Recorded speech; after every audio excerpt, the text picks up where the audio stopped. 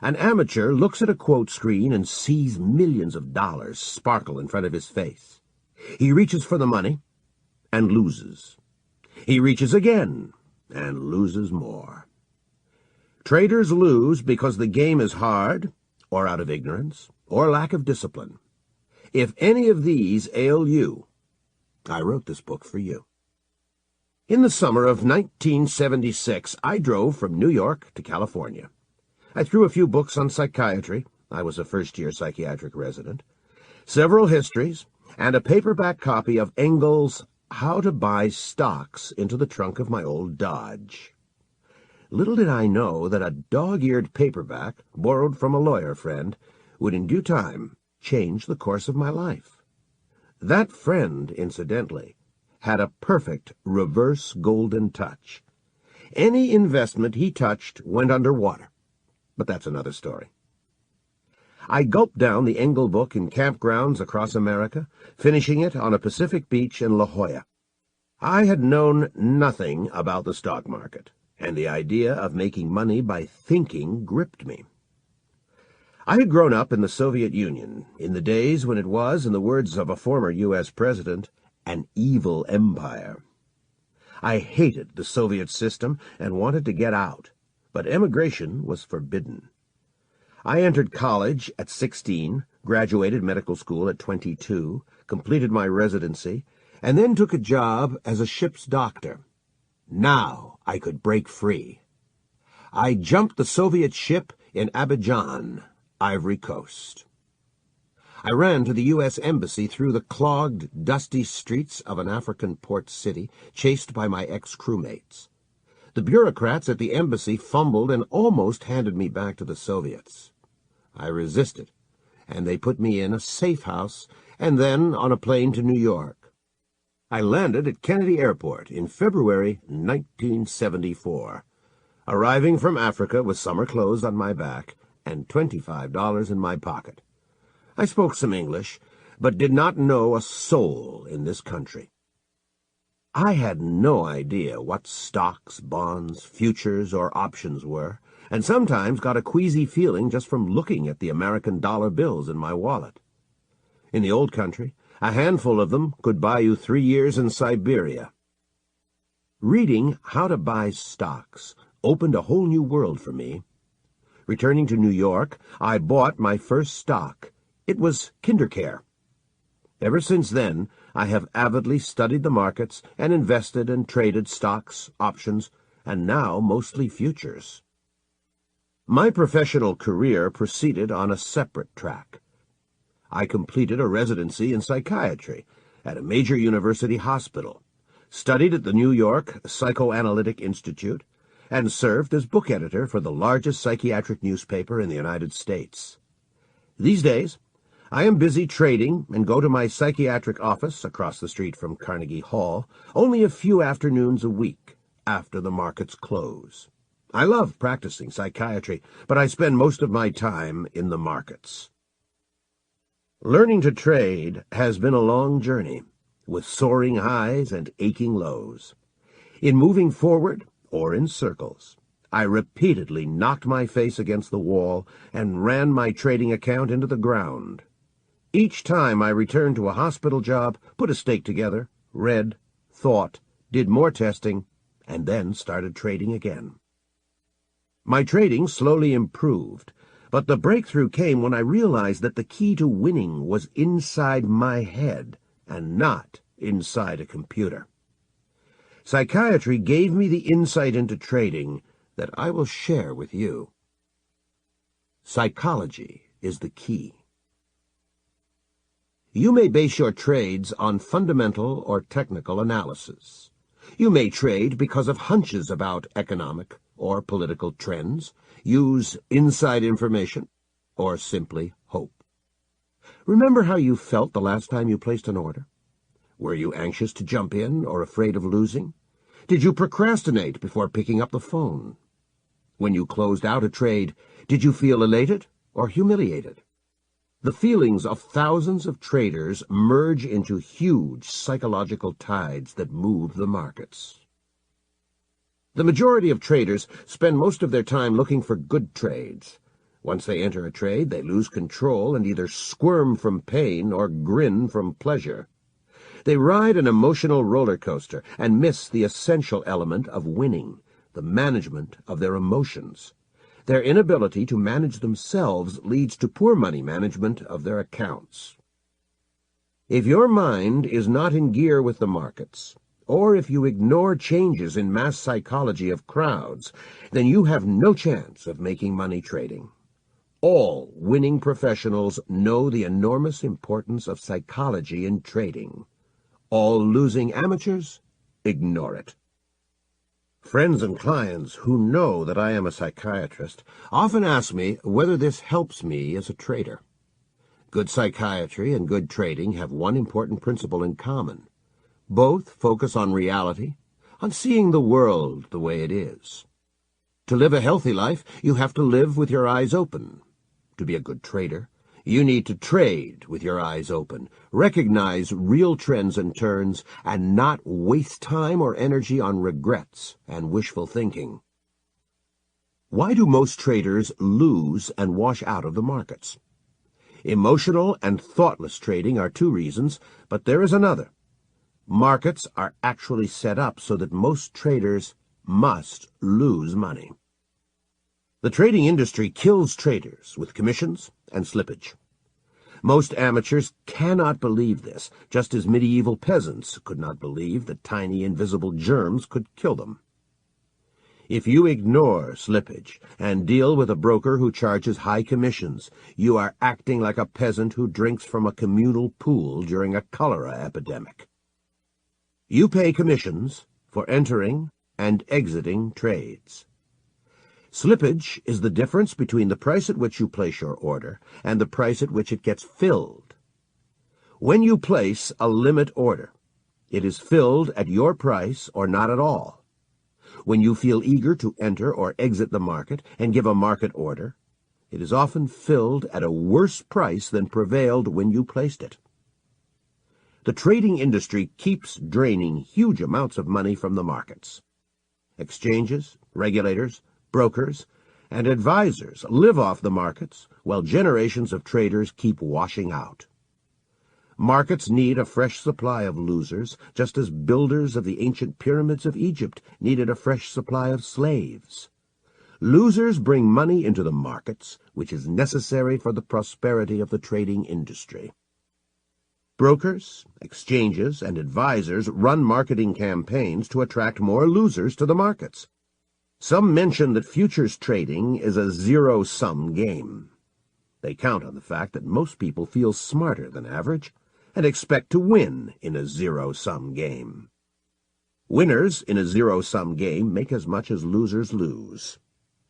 If you and I bet $10 on the direction of the next 100-point move in the Dow, one of us will collect $10 and the other will lose $10. The person who is smarter should win this game over a period of time.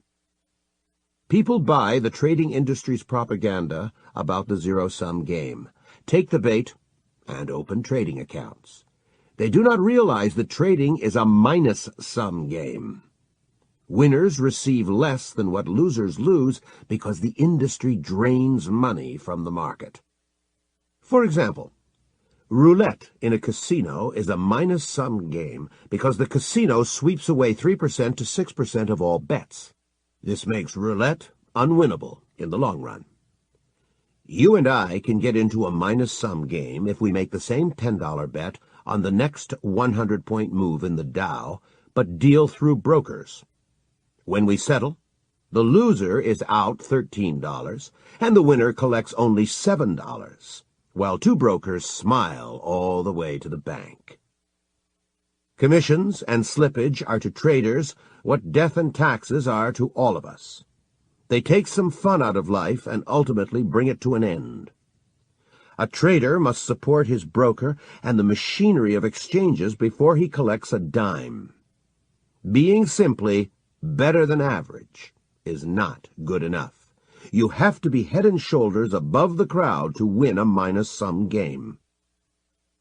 You can expect to pay a round-trip commission of anywhere from $12 to $100 for every futures contract you trade.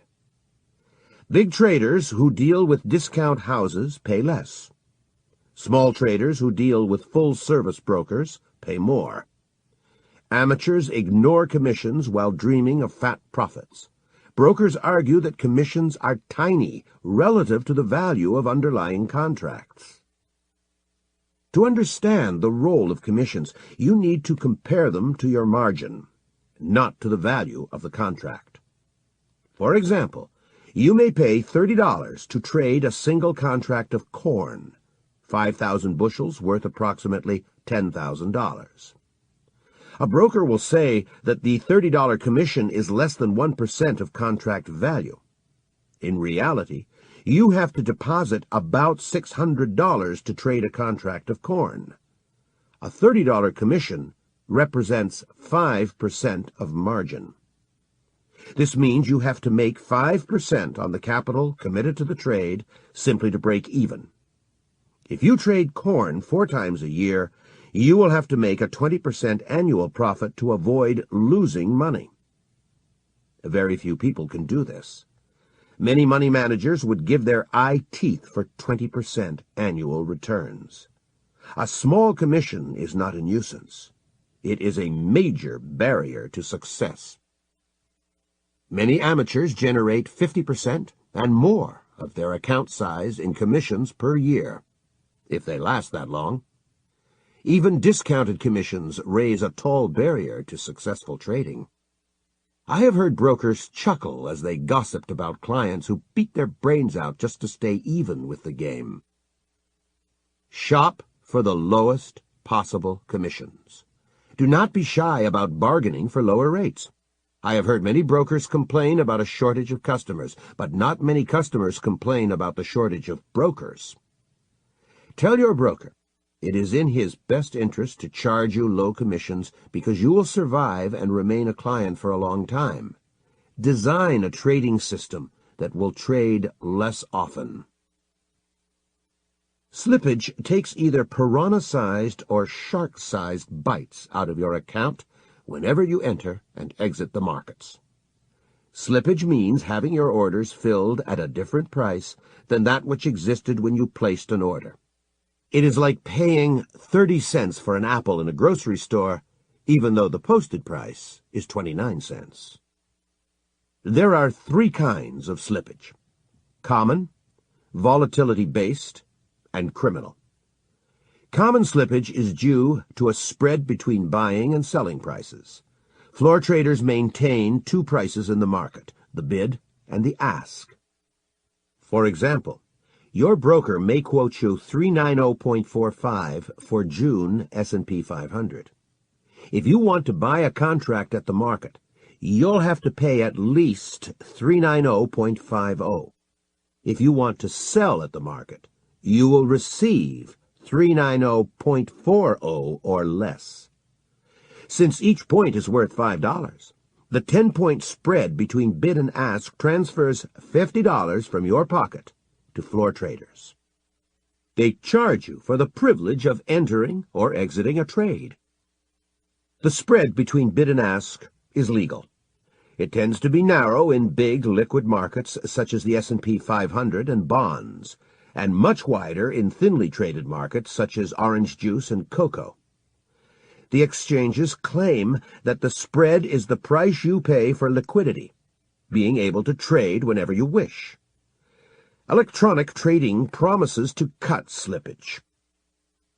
Slippage rises with market volatility. Floor traders can get away with more in fast-moving markets. When the market begins to run, slippage goes through the roof.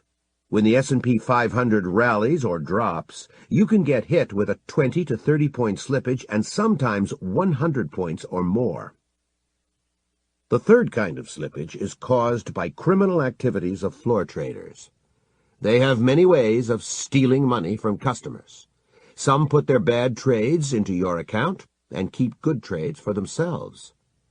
This kind of activity and other criminal games were recently described in a book, Brokers, Bagmen, and Moles, by David Greising and Laurie Morse. When 100 men spend day after day standing shoulder to shoulder in a small pit, they develop a camaraderie, an us-against-them mentality. Floor traders have a nickname for outsiders which shows that they consider us less than human. They call us paper, as in, is paper coming in today? That is why you have to take steps to protect yourself. To reduce slippage, trade liquid markets and avoid thin and fast-moving markets. Go long or short when the market is quiet. Use limit orders. Buy or sell at a specified price. Keep a record of prices at the time when you placed your order and have your broker fight the floor on your behalf when necessary. Slippage and commissions make trading similar to swimming in a shark-infested lagoon. Let us compare an example from a broker's sales pitch to what happens in the real world. The party line goes like this. A contract of gold futures covers 100 ounces of gold. 5 individuals buy a contract each from someone who sells 5 contracts short. Gold falls $4, and the buyers bail out, losing $4 per ounce or $400 per contract. The intelligent trader, who sold 5 contracts short, covers his position and makes $400 per contract for a total of $2,000. In the real world, however, each loser has lost more than $400. He paid at least a $25 round-trip commission and was probably hit with $20 slippage coming and going. As a result, each loser lost $465 per contract, and as a group, they lost $2,325.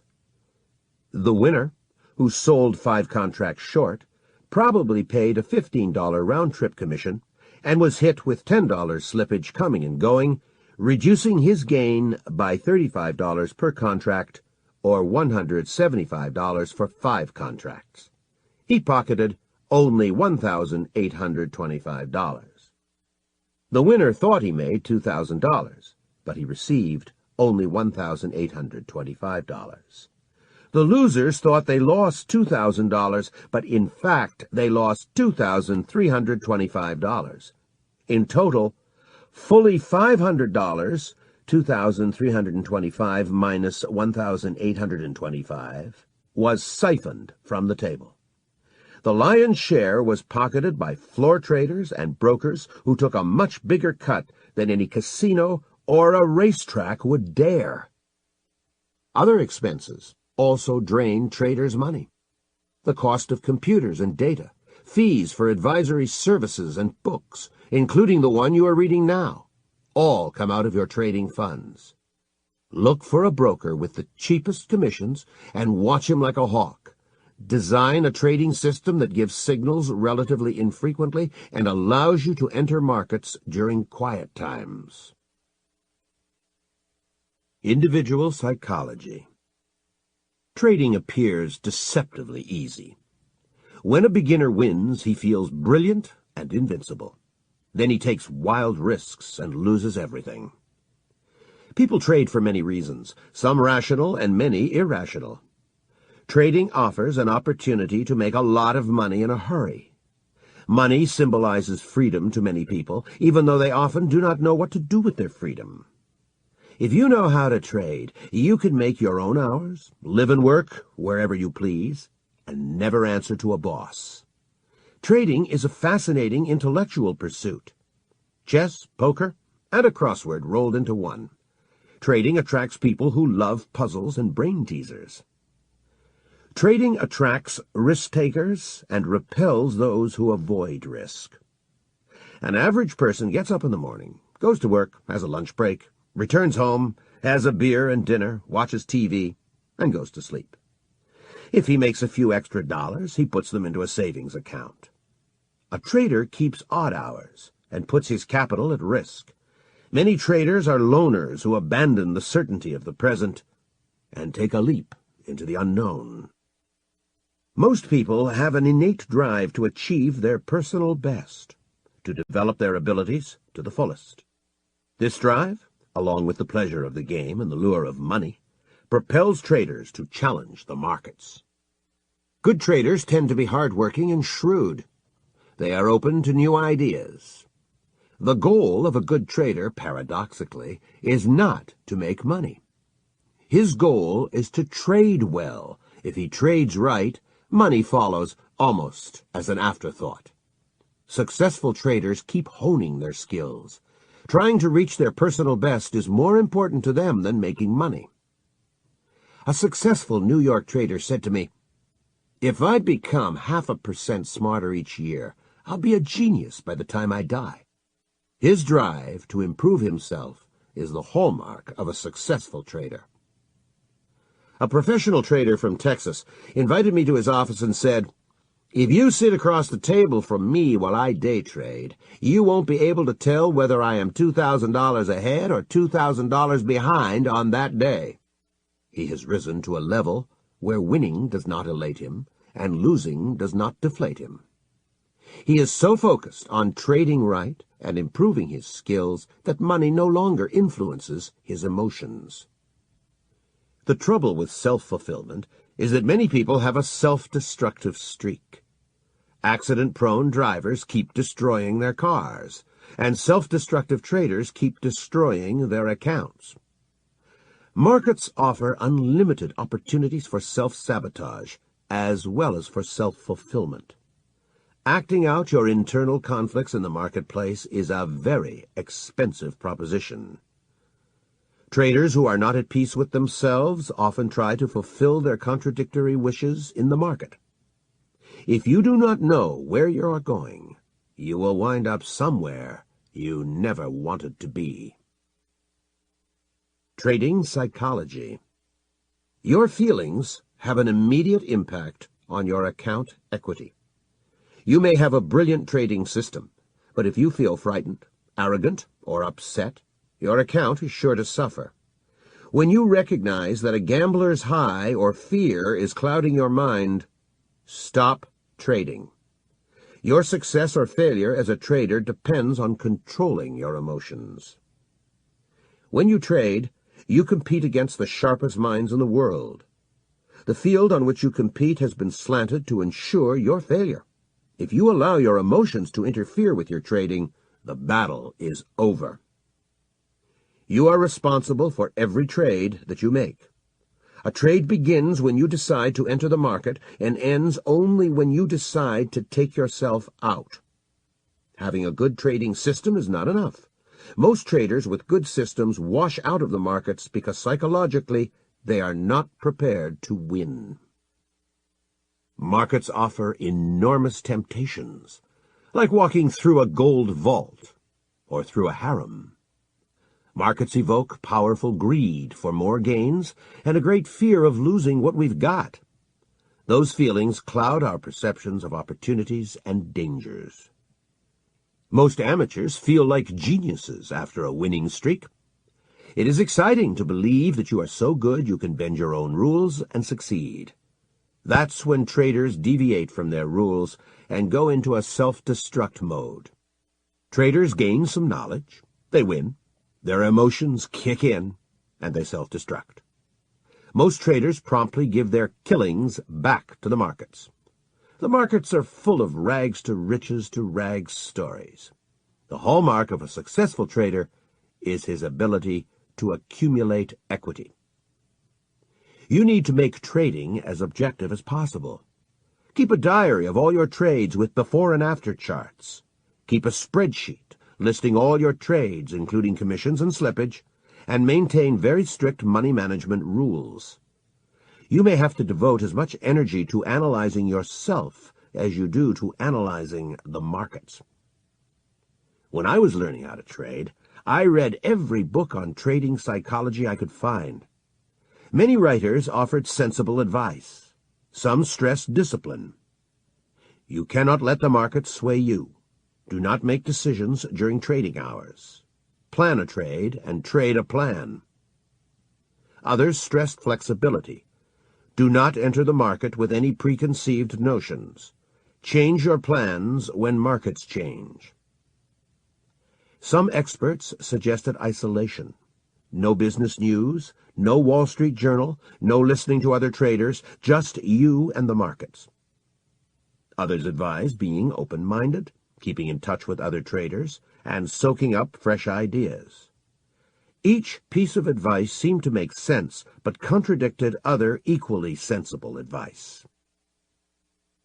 As a trader, you are in the business of trading. You need to define your businessman's risk, the maximum amount of money you will risk on any single trade. There is no standard dollar amount, just as there is no standard business. An acceptable businessman's risk depends, first of all, on the size of your trading account. It also depends on your trading method and pain tolerance. The concept of a businessman's risk will change the way you manage your money. A sensible trader never risks more than 2% of account equity on any trade. For example, if you have $30,000 in your account, you may not risk more than $600 per trade, and if you have $10,000, you may not risk more than $200. If your account is small, limit yourself to trading less expensive markets or mini-contracts. If you see an attractive trade but your stop would have to be placed where more than 2% of equity would be at risk, pass that trade. Avoid risking more than 2% on a trade the way a recovering alcoholic avoids bars. If you are not sure how much to risk, err on the side of caution. If you blame excess commissions on a broker and slippage on a floor trader, you give up control of your trading life. Try to reduce both, but take responsibility for them. If you lose even $1 more than your businessman's risk, including commissions and slippage, you are a loser. Do you keep good trading records? Poor record keeping is a sure sign of a gambler and a loser. Good businessmen keep good records. Your trading records must show the date and price of every entry and exit, slippage, commissions, stops, all adjustments of stops, reasons for entering, objectives for exiting, maximum paper profit, maximum paper loss after a stop was hit, and any other necessary data. If you bail out of a trade within your businessman's risk, it is normal business. There is no bargaining, no waiting for another tick, no hoping for a change.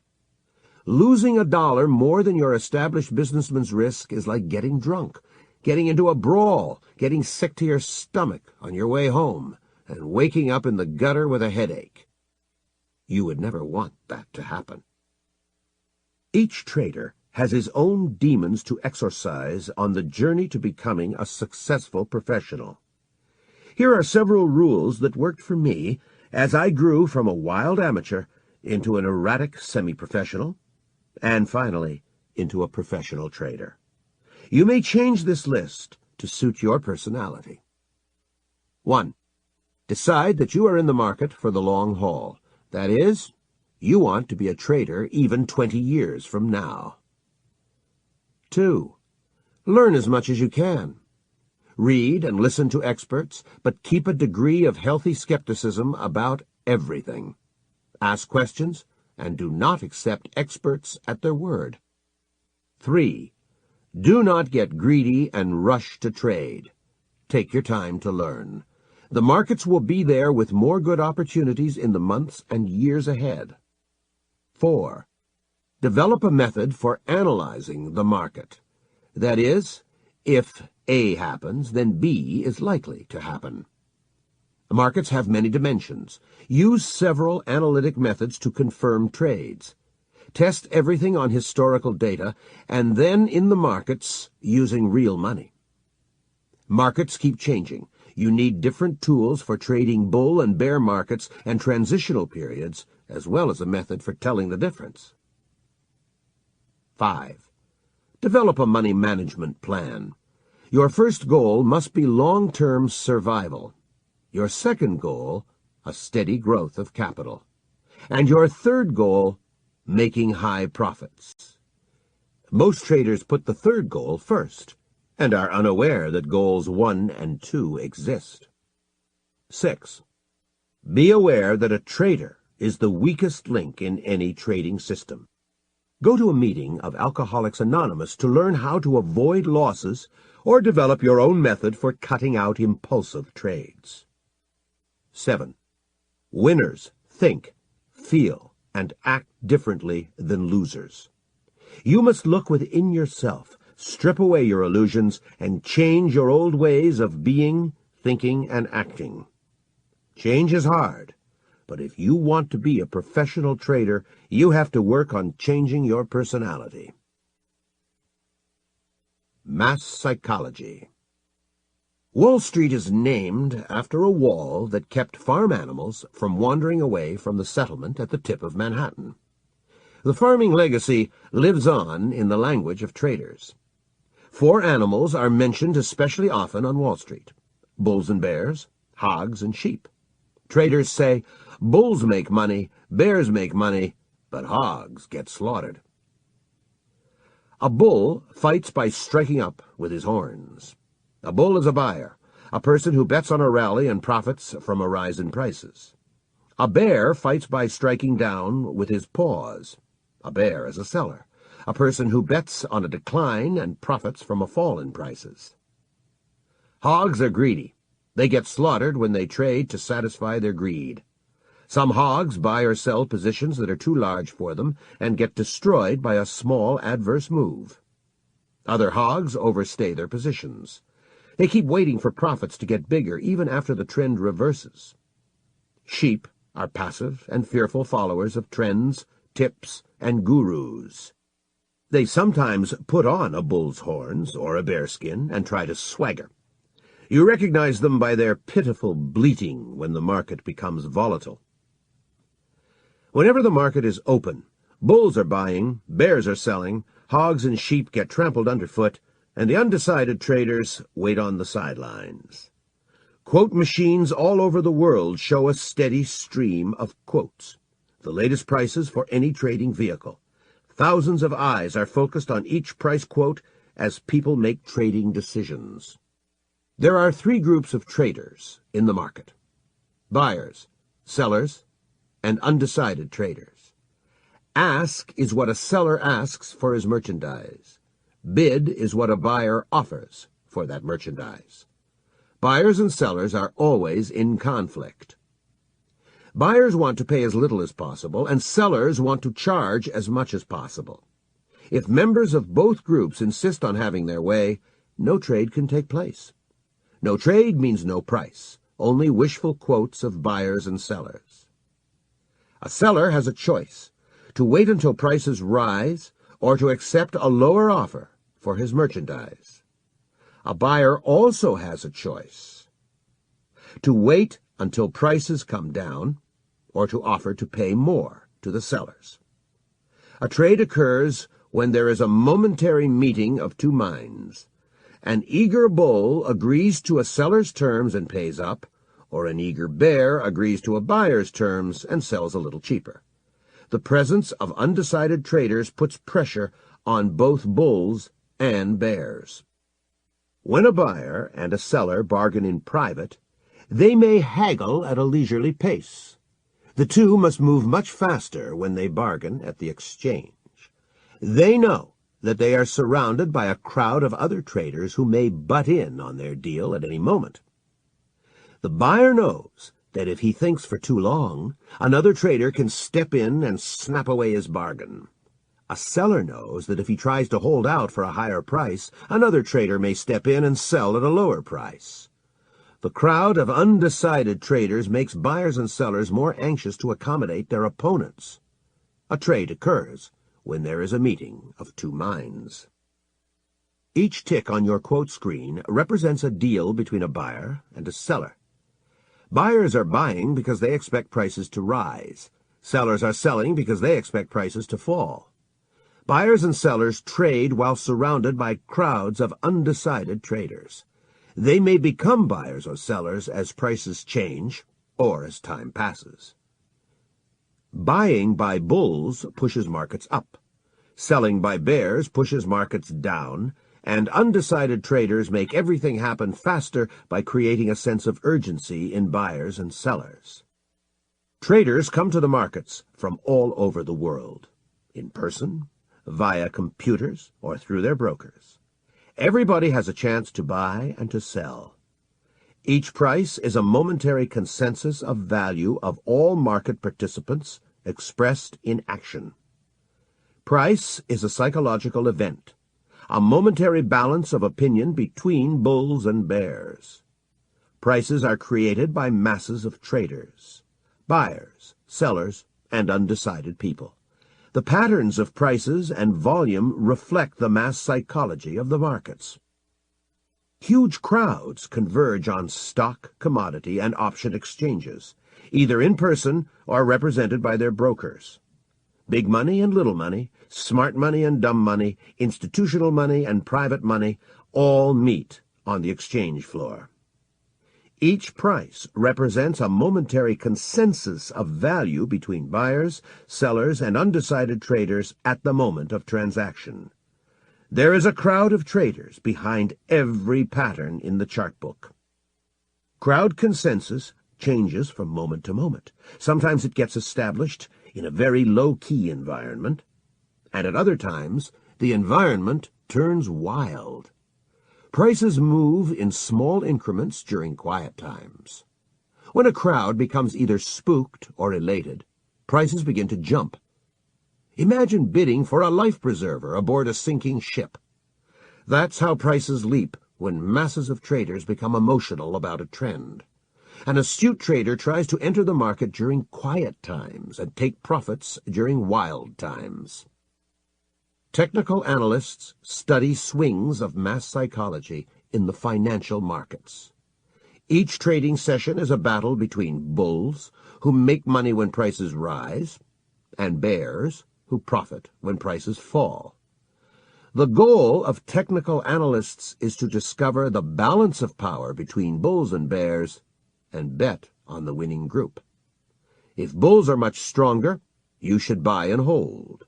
If bears are much stronger, you should sell and sell short. If both camps are about equal in strength, a wise trader stands aside.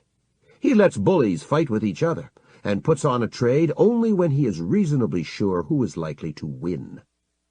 Prices, volume, and open interest reflect crowd behavior. So do the indicators that are based on them. This makes technical analysis similar to poll-taking. Both combine science and art. They are scientific to the extent that we use statistical methods in computers. They are artistic to the extent that we use personal judgment to interpret our findings. What is the reality behind market symbols, prices, numbers, and graphs? When you check prices in your newspaper, watch quotes on your screen, or plot an indicator on your chart, what exactly are you looking at? What is the market that you want to analyze and trade? Amateurs act as if the market is a giant happening, a ball game in which they can join the professionals and make money. Traders from a scientific or engineering background often treat the market as a physical event. They apply to it the principles of signal processing, noise reduction, and similar ideas. By contrast, all professional traders know full well what the market is. It is a huge mass of people. Every trader tries to take money away from other traders by outguessing them on the probable direction of the market. The members of the market crowd live on different continents. They are united by modern telecommunications in the pursuit of profit at each other's expense. The market is a huge crowd of people. Each member of the crowd tries to take money away from other members by outsmarting them.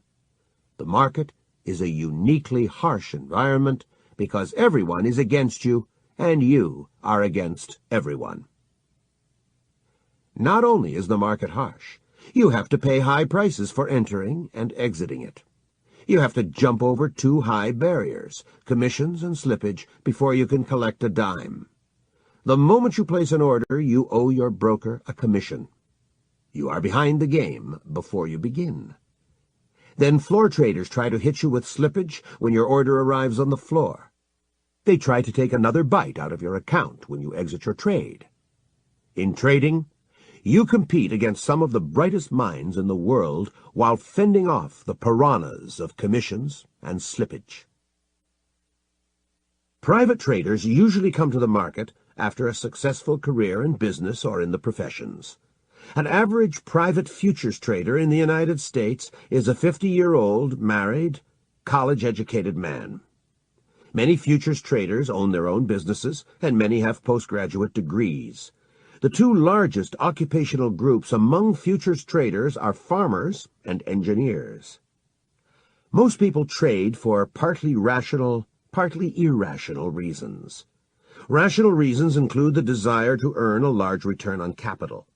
Irrational reasons include gambling and a search for excitement. Most traders are not aware of their irrational motives.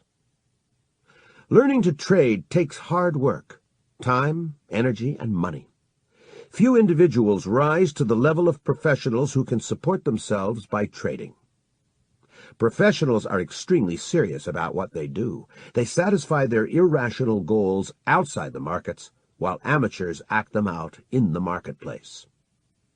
The major economic role of a trader is to support his broker, to help him pay his mortgage and keep his children in private schools.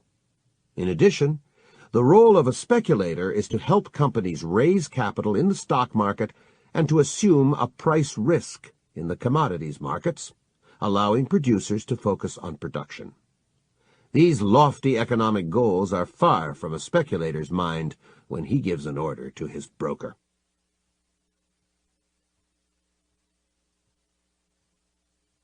Institutions are responsible for a huge volume of trading. Their deep pockets give them several advantages. They pay low institutional commissions. They can afford to hire the best researchers, brokers, and traders. Some even strike back at floor traders who steal too much in slippage. The spate of arrests and trials of Chicago floor traders in 1990 and 1991 began when Archer Daniels Midland, a food processing firm, brought in the FBI. A friend of mine who heads a trading desk at a bank bases some of his decisions on a service provided by a group of former CIA officers. They scan the media to detect early trends in society and send their reports to him. My trader friend culls some of his best ideas from these reports. The substantial annual fee for those experts is small potatoes for his firm compared with the millions of dollars it trades. Most private traders do not have such opportunities. It is easier for institutions to buy the best research. An acquaintance who used to trade successfully for a Wall Street investment bank found himself in trouble when he quit to trade for himself. He discovered that a real-time quote system in his Park Avenue apartment in Manhattan did not give him news as fast as the squawk box on the trading floor of his old firm.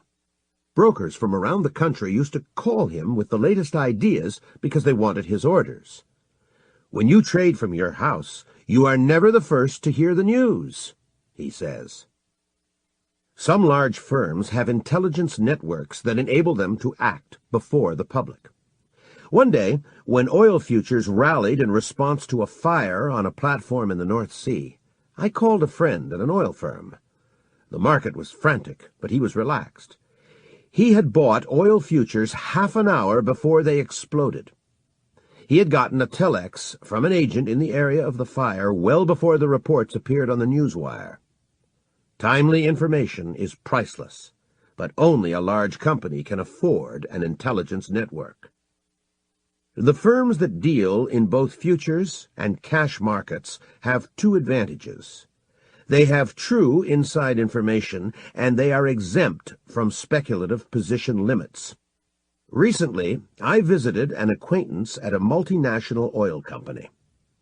After passing through security that was tighter than at Kennedy International Airport, I walked through glass-enclosed corridors. Clusters of men huddled around monitors trading oil products. When I asked my host whether his traders were hedging or speculating, he looked me straight in the eye and said, "Yes." I asked again and received the same answer. Companies crisscross the thin line between hedging and speculating based on inside information. Employees of trading firms have a psychological advantage. They can be more relaxed because their own money is not at risk. Most individuals do not have the discipline to stop trading when they get on a losing streak, but institutions impose discipline on traders. A trader is given two limits: how much he may risk on a single trade, and the maximum amount he may lose in a month. These limits work as stop-loss orders on a trader. With all these advantages, how can an individual trader compete against institutions and win? First, many institutional trading departments are poorly run. Second, the Achilles heel of most institutions is that they often have to trade, while an individual trader is free to trade or stay out of the market. Banks have to be active in the bond market, and food processing companies have to be active in the grain market at almost any price. An individual trader is free to wait for the best trading opportunities. Most private traders fritter away this advantage by overtrading. An individual who wants to succeed against the giants must develop patience and eliminate greed. Remember, your goal is to trade well, not to trade often. Successful institutional traders receive raises and bonuses. Even a high bonus can feel puny to someone who earns many millions of dollars for his firm. Successful institutional traders often talk of quitting and going to trade for themselves. Most traders who leave institutions get caught up in the emotions of fear, greed, elation, and panic when they start risking their own money. They seldom do well trading for their own account. Another sign that psychology is at the root of trading success or failure. The market crowd and you. The market is a loosely organized crowd whose members bet that prices will rise or fall. Since each price represents the consensus of the crowd at the moment of transaction, all traders are in effect betting on the future mood of the crowd. That crowd keeps swinging from indifference to optimism or pessimism, and from hope to fear. Most people do not follow their own trading plans because they let the crowd influence their feelings, thoughts, and actions. Bulls and bears battle in the market, and the value of your investment sinks or soars depending on the actions of total strangers. You cannot control the markets. You can only decide whether and when to enter or exit trades. Most traders feel jittery when we enter a trade. Their judgment becomes clouded by emotions after they join the market crowd. These crowd-induced emotions make traders deviate from their trading plans and lose money. Charles Mackay, a Scottish barrister, wrote his classic book, Extraordinary Popular Delusions and the Madness of Crowds, in 1841. He described several mass manias, including the tulip mania in Holland in 1634 and the South Seas investment bubble in England in 1720. The tulip craze began as a bull market in tulip bulbs. The long bull market convinced the prosperous Dutch that tulips would continue to appreciate. Many of them abandoned their businesses to grow tulips, trade them, or become tulip brokers. Banks accepted tulips as collateral, and speculators profited. Finally, that mania collapsed in waves of panic selling, leaving many people destitute and the nation shocked. Mackay sighed. Men go mad in crowds, and they come back to their senses slowly and one by one. In 1897, Gustave Le Bon, a French philosopher and politician, wrote The Crowd, one of the best books on mass psychology. A trader who reads it today can see his reflection in a century-old mirror. Le Bon wrote that when people gather in a crowd, Whoever be the individuals that compose it, however like or unlike be their mode of life, their occupations, their character, or their intelligence, the fact that they have been transformed into a crowd puts them in possession of a sort of collective mind which makes them feel, think, and act in a manner quite different from that in which each individual of them would feel, think, and act were he in a state of isolation. People change when they join crowds. They become more credulous and impulsive, anxiously search for a leader, and react to emotions instead of using their intellect. An individual who becomes involved in a group becomes less capable of thinking for himself. You need to base your trades on a carefully prepared trading plan and not jump in response to price changes. It pays to write down your plan. You need to know exactly under what conditions you will enter and exit a trade. Do not make decisions on the spur of the moment, when you are vulnerable to being sucked into the crowd. You can succeed in trading only when you think and act as an individual. The weakest part of any trading system is the trader himself. Traders fail when they trade without a plan or deviate from their plans. Plans are created by reasoning individuals. Impulsive trades are made by sweaty group members. You have to observe yourself and notice changes in your mental state as you trade.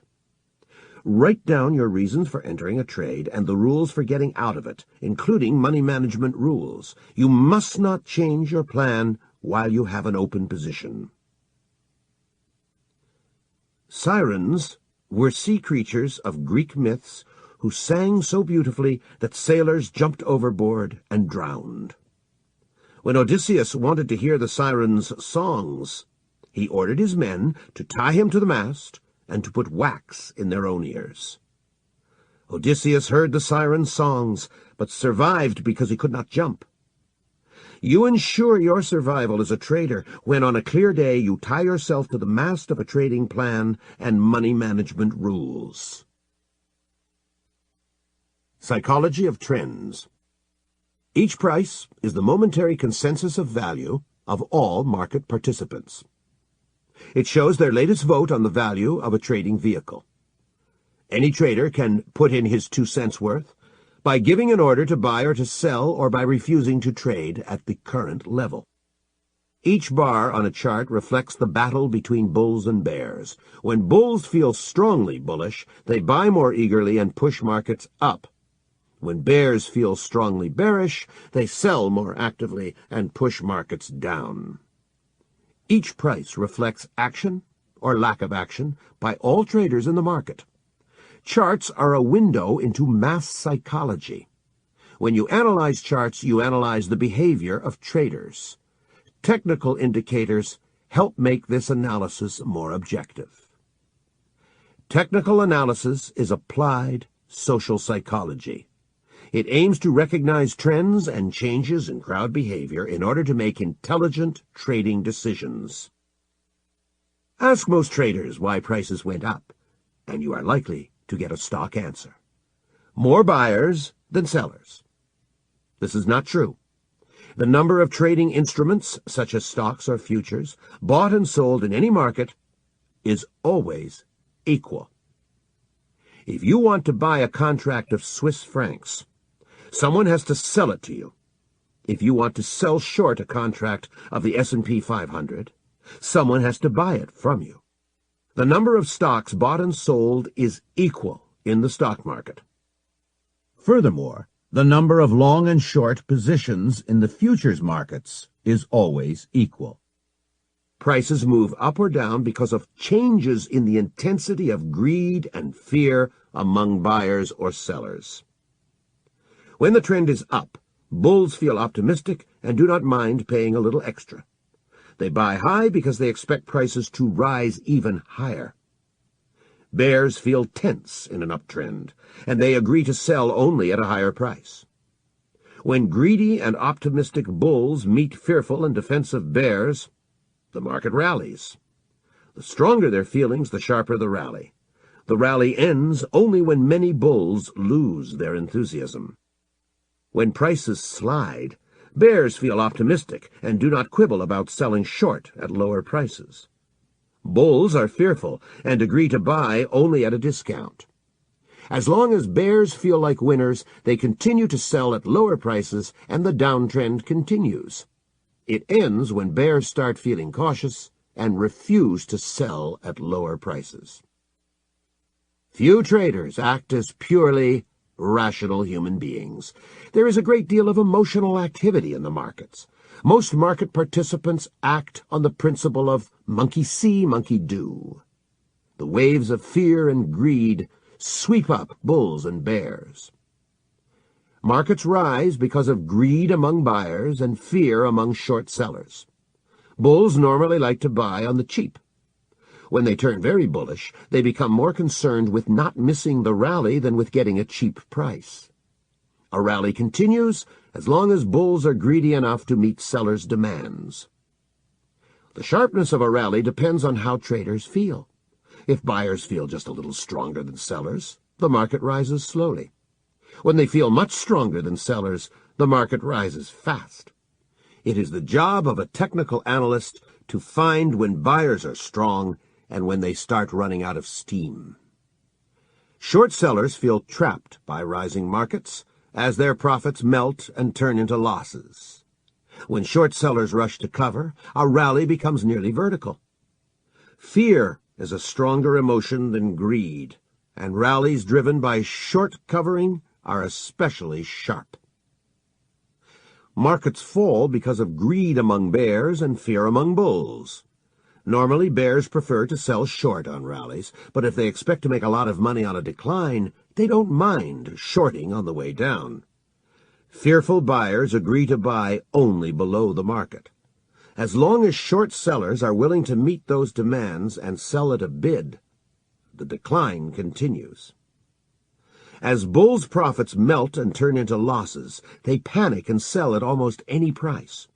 They are so eager to get out that they hit the bids under the market. Markets can fall very fast when hit by panic selling. Buying by happy bulls and covering by fearful bears pushes uptrends higher. Buyers feel rewarded while sellers feel punished. Both feel emotionally involved, but few traders realize that they are creating the uptrend, creating their own leader.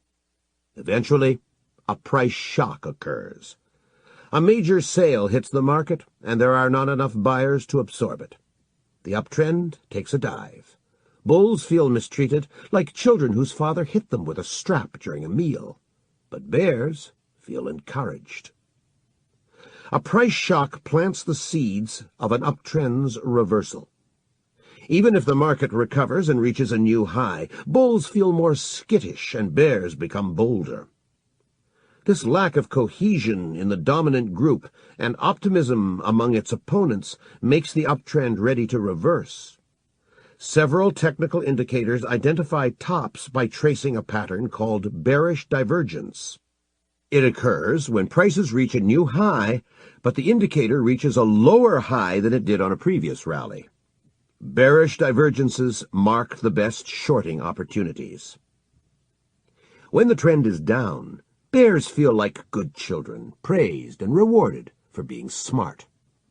They feel increasingly confident, add to their positions, and the downtrend continues. New bears come into the market.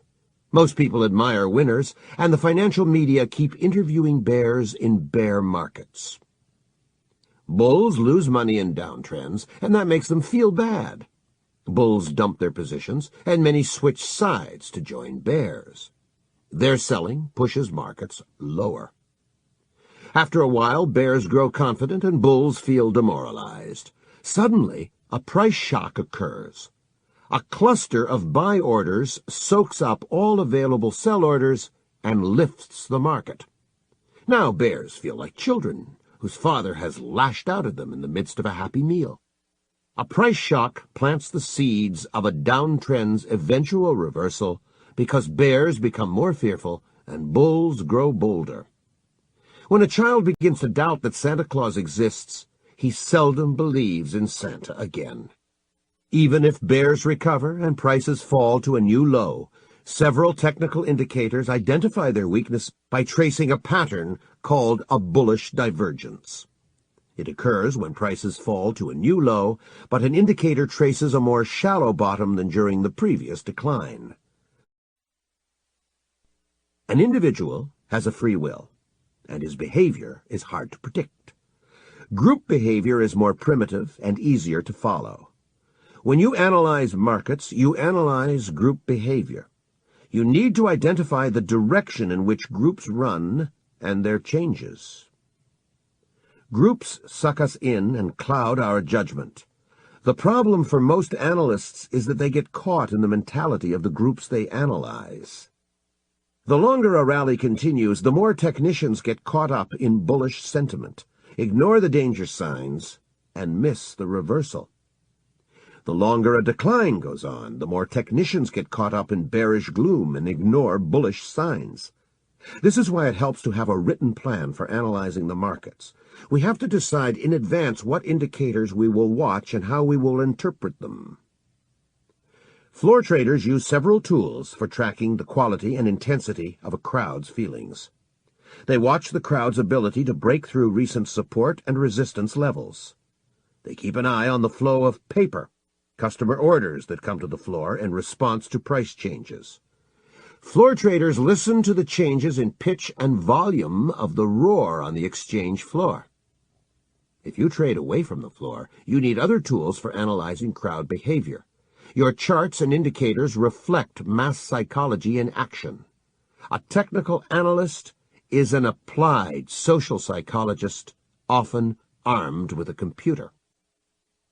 Technical analysts believe that prices reflect everything known about the market, including all fundamental factors. Each price represents the consensus of value of all market participants. Large commercial interests and small speculators, fundamental researchers, technicians, and gamblers.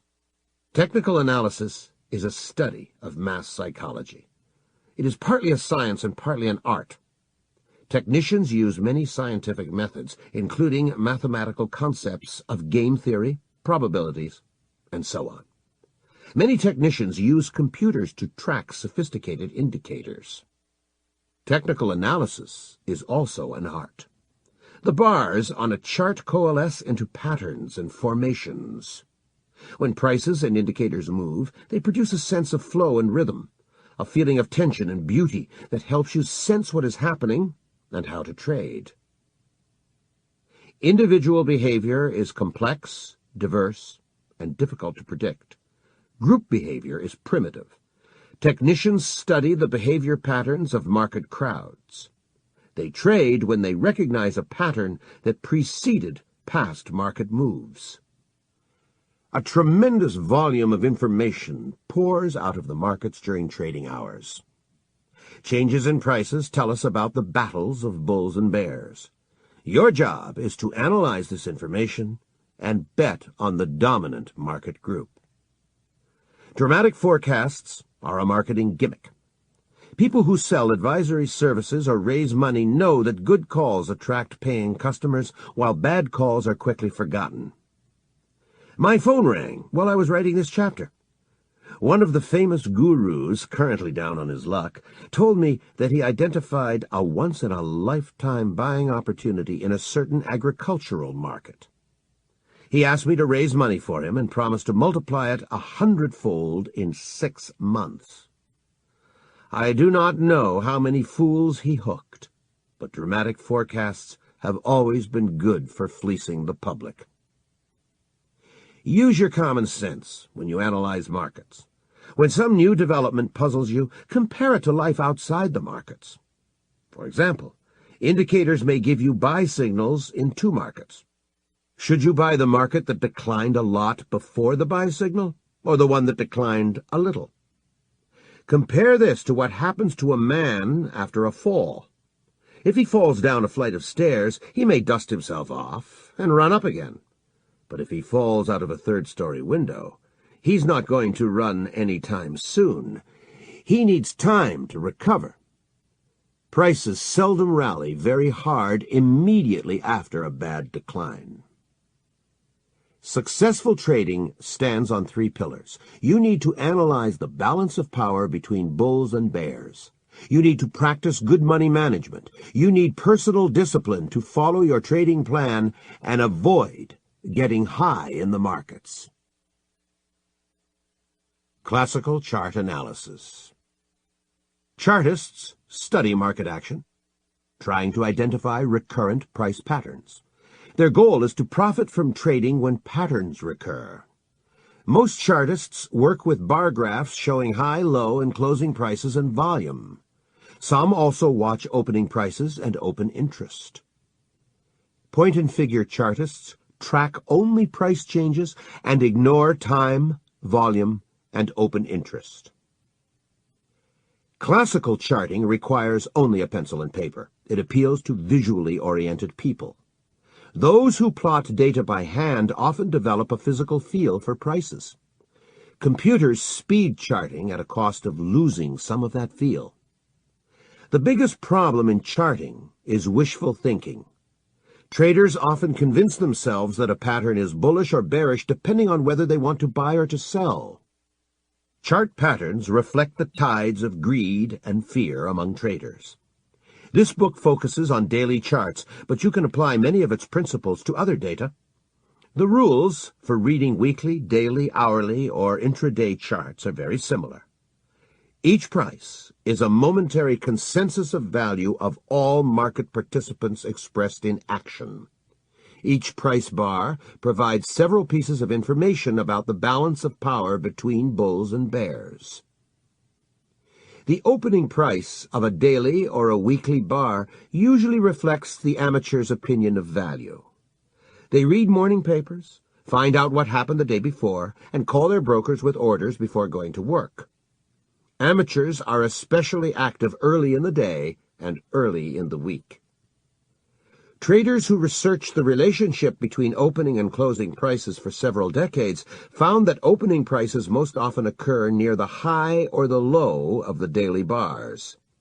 Buying or selling by amateurs early in the day creates an emotional extreme from which prices recoil later in the day.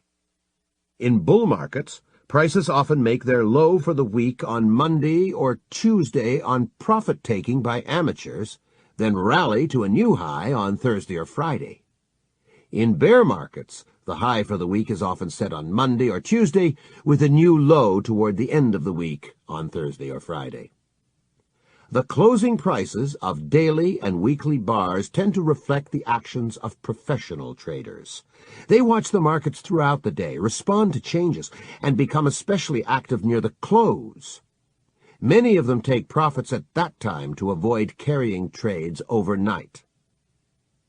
Professionals, as a group, usually trade against the amateurs. They tend to buy lower openings, sell short higher openings, and unwind their positions as the day goes on. Traders need to pay attention to the relationship between opening and closing prices. If prices closed higher than they opened, then market professionals were probably more bullish than amateurs. If prices closed lower than they opened, then market professionals were probably more bearish than amateurs. It pays to trade with the professionals and against the amateurs. Efficient markets, random walk, and nature's law. Efficient market theory is an academic notion that nobody can outperform the market because any price at any given moment incorporates all available information. Warren Buffett, one of the most successful investors of our century, commented, "I think it's fascinating how the ruling orthodoxy can cause a lot of people to think the earth is flat. Investing in a market where people believe in efficiency is like playing bridge with someone who's been told it doesn't do any good to look at the cards." The logical flaw of efficient market theory is that it equates knowledge with action. People may have knowledge, but the emotional pull of the crowd often leads them to trade irrationally. A good analyst can detect repetitive patterns of crowd behavior on his charts and exploit them. Random walk theorists claim that market prices change at random. Of course, there is a fair amount of randomness or noise in the markets, just as there is randomness in any other crowd milling around. An intelligent observer can identify repetitive behavior patterns of a crowd and make sensible bets on their continuation or reversal. People have memories. They remember past prices, and their memories influence their buying and selling decisions. Memories help create support under the market and resistance above it. Random walkers deny that memories of the past influence our behavior in the present. As Milton Friedman has pointed out, prices carry information about the availability of supply and the intensity of demand. Market participants use that information to make their buying and selling decisions. For example, consumers buy more merchandise when it is on sale and less when prices are high. Financial traders are just as capable of logical behavior as homemakers in a supermarket. When prices are low, bargain hunters step in. A shortage can lead to a buying panic, but high prices choke off demand. Nature's law is the rallying cry of a clutch of mystics who oppose random walkers in the financial markets. Mystics claim that there is a perfect order in the markets, which they say move like clockwork in response to immutable natural laws. R.N. Elliott even titled his last book, Nature's Law. The perfect order crowd gravitates to astrology and looks for links between prices and the movements of the planets.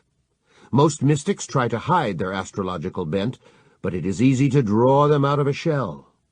Next time someone talks to you about natural order in the markets, ask him about astrology. He will probably jump at the chance to come out of the closet and talk about the stars. Those who believe in perfect order in the markets accept that tops and bottoms can be predicted far into the future. Amateurs love forecasts, and mysticism provides a great marketing gimmick. It helps sell courses, trading systems, and newsletters. Mystics, random walk academics, and efficient market theorists have one trait in common. They are equally divorced from the reality of the markets. Extremists argue with one another, but they think alike. Support and resistance. A ball hits the floor and bounces. It drops after it hits the ceiling. Support and resistance are like a floor and a ceiling, with prices sandwiched between them. Understanding support and resistance is essential for understanding price trends and chart patterns. Rating their strength helps you decide whether the trend is likely to continue or to reverse. Support is a price level where buying is strong enough to interrupt or reverse a downtrend. When a downtrend hits support, it bounces like a diver who hits the bottom and pushes away from it. Support is represented on a chart by a horizontal or near-horizontal line connecting several bottoms. Resistance is a price level where selling is strong enough to interrupt or reverse an uptrend. When an uptrend hits resistance, it stops or tumbles down like a man who hits his head on a branch while climbing a tree. Resistance is represented on a chart by a horizontal or near-horizontal line connecting several tops. Minor support or resistance causes trends to pause, while major support or resistance causes them to reverse. Traders buy at support and sell at resistance, making their effectiveness a self-fulfilling prophecy. Support and resistance exist because people have memories. Our memories prompt us to buy and sell at certain levels. Buying and selling by crowds of traders creates support and resistance. If traders remember that prices have recently stopped falling and turned up from a certain level, they are likely to buy when prices approach that level again. If traders remember that an uptrend has recently reversed after rising to a certain peak, they tend to sell and go short when prices approach that level again. For example, all major rallies in the stock market from 1966 until 1982 ended whenever the Dow Jones Industrial Average rallied to 950 or 1050. The resistance was so strong that traders named it a graveyard in the sky. Once the bulls rammed the market through that level, it became a major support area. Support and resistance exist because masses of traders feel pain and regret. Traders who hold losing positions feel intense pain. Losers are determined to get out as soon as the market gives them another chance. Traders who missed an opportunity feel regret and also wait for the market to give them a second chance. Feelings of pain and regret are mild in trading ranges where swings are small and losers do not get hurt too badly. Breakouts from trading ranges create intense pain and regret. When the market stays flat for a while, traders get used to buying at the lower edge of the range and shorting at the upper edge. In uptrends, bears who sold short feel pain and bulls feel regret that they did not buy more. Both feel determined to buy if the market gives them a second chance. The pain of bears and regret of bulls make them ready to buy, creating support during reactions in an uptrend. Resistance is an area where bulls feel pain, bears feel regret, and both are ready to sell. When prices break down from a trading range, bulls who bought feel pain, feel trapped, and wait for a rally to let them get out even. Bears regret that they have not shorted more and wait for a rally to give them a second chance to sell short. Bulls' pain and bears' regret create resistance, a ceiling above the market in downtrends. The strength of support and resistance depends on the strength of feelings among masses of traders. A congestion area that has been hit by several trends is like a cratered battlefield. Its defenders have plenty of cover, and an attacking force is likely to slow down. The longer prices stay in a congestion zone, the stronger the emotional commitment of bulls and bears to that area. When prices approach that zone from above, it serves as support. When prices rally into it from below, it acts as resistance. A congestion area can reverse its role and serve as either support or resistance. The strength of every support or resistance zone depends on three factors: its length, its height, and the volume of trading that has taken place in it. You can visualize these factors as the length, the width, and the depth of a congestion zone. The longer a support or resistance area, its length of time or the number of hits it took, the stronger it is. Support and resistance, like good wine, become better with age. A 2-week trading range provides only minimal support or resistance. A 2-month range gives people time to become used to it and creates intermediate support or resistance, while a 2-year range becomes accepted as a standard of value and offers major support or resistance. As support and resistance levels grow old, they gradually become weaker. Losers keep washing out of the markets, replaced by newcomers who do not have the same emotional commitment to old price levels. People who lost money only recently remember full well what happened to them. They are probably still in the market, feeling pain and regret, trying to get even. People who made bad decisions several years ago are probably out of the markets, and their memories matter less. The strength of support and resistance increases each time that area is hit. When traders see that prices have reversed at a certain level, they tend to bet on a reversal the next time prices reach that level. The taller the support and resistance zone, the stronger it is. A tall congestion zone is like a tall fence around a property. A congestion zone whose height equals 1% of current market value, 4 points in the case of the S&P 500 at 400, provides only minor support or resistance. A congestion zone that is 3% tall provides intermediate support or resistance, and a congestion zone that is 7% tall or higher can grind down a major trend. The greater the volume of trading in a support and resistance zone, the stronger it is. High volume in a congestion area shows active involvement by traders, a sign of strong emotional commitment. Low volume shows that traders have little interest in transacting at that level, a sign of weak support or resistance. Trading rules. 1. Whenever the trend you are riding approaches support or resistance, tighten your protective stop. A protective stop is an order to sell below the market when you are long, or to cover shorts above the market when you are short. This stop protects you from getting badly hurt by an adverse market move. A trend reveals its health by how it acts when it hits support or resistance. If it is strong enough to penetrate that zone, it accelerates, and your tight stop is not touched. If a trend bounces away from support or resistance, it reveals its weakness.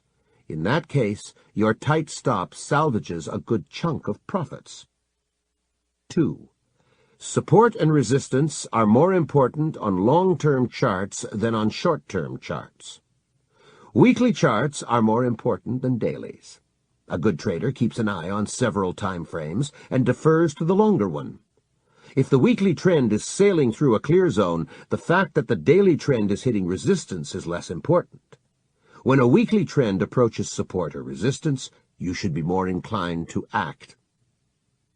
3. Support and resistance levels are useful for placing stop-loss and protect-profit orders. The bottom of a congestion area is the bottom line of support. If you buy and place your stop below that level, you give the uptrend plenty of room. More cautious traders buy after an upside breakout and place a stop in the middle of a congestion area. A true upside breakout should not be followed by a pullback into the range, just as a rocket is not supposed to sink back to its launching pad. Reverse this procedure in downtrends. Many traders avoid placing stops at round numbers. This superstition began with the off-the-cuff advice by Edwards and McGee to avoid placing stops at round numbers because everybody was placing them there. Now, if traders buy copper at 92, they place a stop at 89.75 rather than 90. When they sell a stock short at 76, they place a protective stop at 80.25 rather than 80. These days, there are fewer stops at round numbers than at fractional numbers. It is better to place your stops at logical levels, round or not. Markets spend more time in trading ranges than they do in trends. Most breakouts from trading ranges are false breakouts. They suck in trend followers just before prices return into the trading range. A false breakout is the bane of amateurs, but professional traders love them. Professionals expect prices to fluctuate without going very far most of the time. They wait until an upside breakout stops reaching new highs or a downside breakout stops making new lows. Then they pounce. They fade the breakout, trade against it, and place a protective stop at the latest extreme point.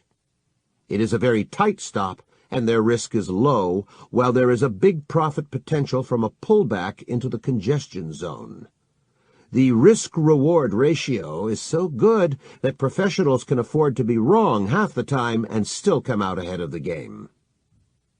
The best time to buy an upside breakout on a daily chart is when your analysis of the weekly chart suggests that a new uptrend is developing.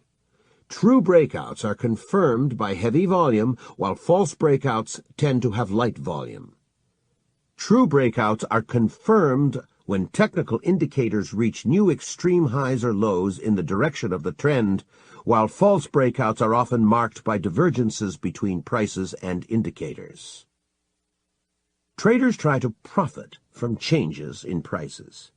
Buy low and sell high, or sell short high and cover low.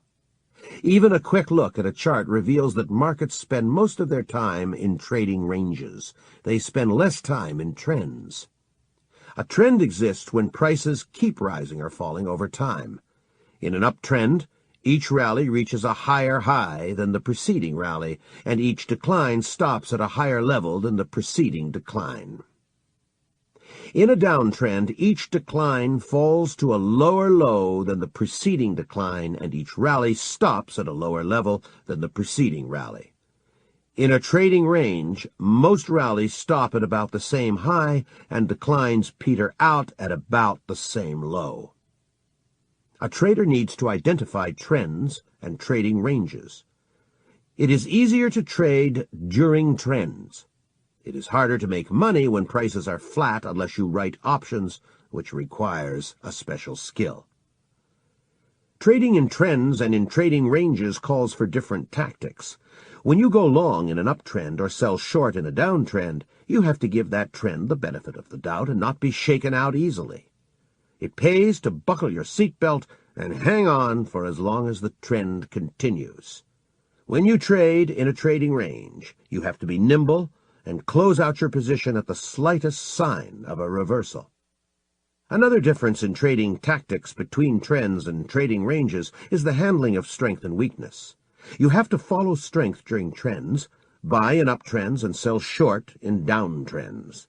When prices are in a trading range, you have to do the opposite, buy weakness and sell strength.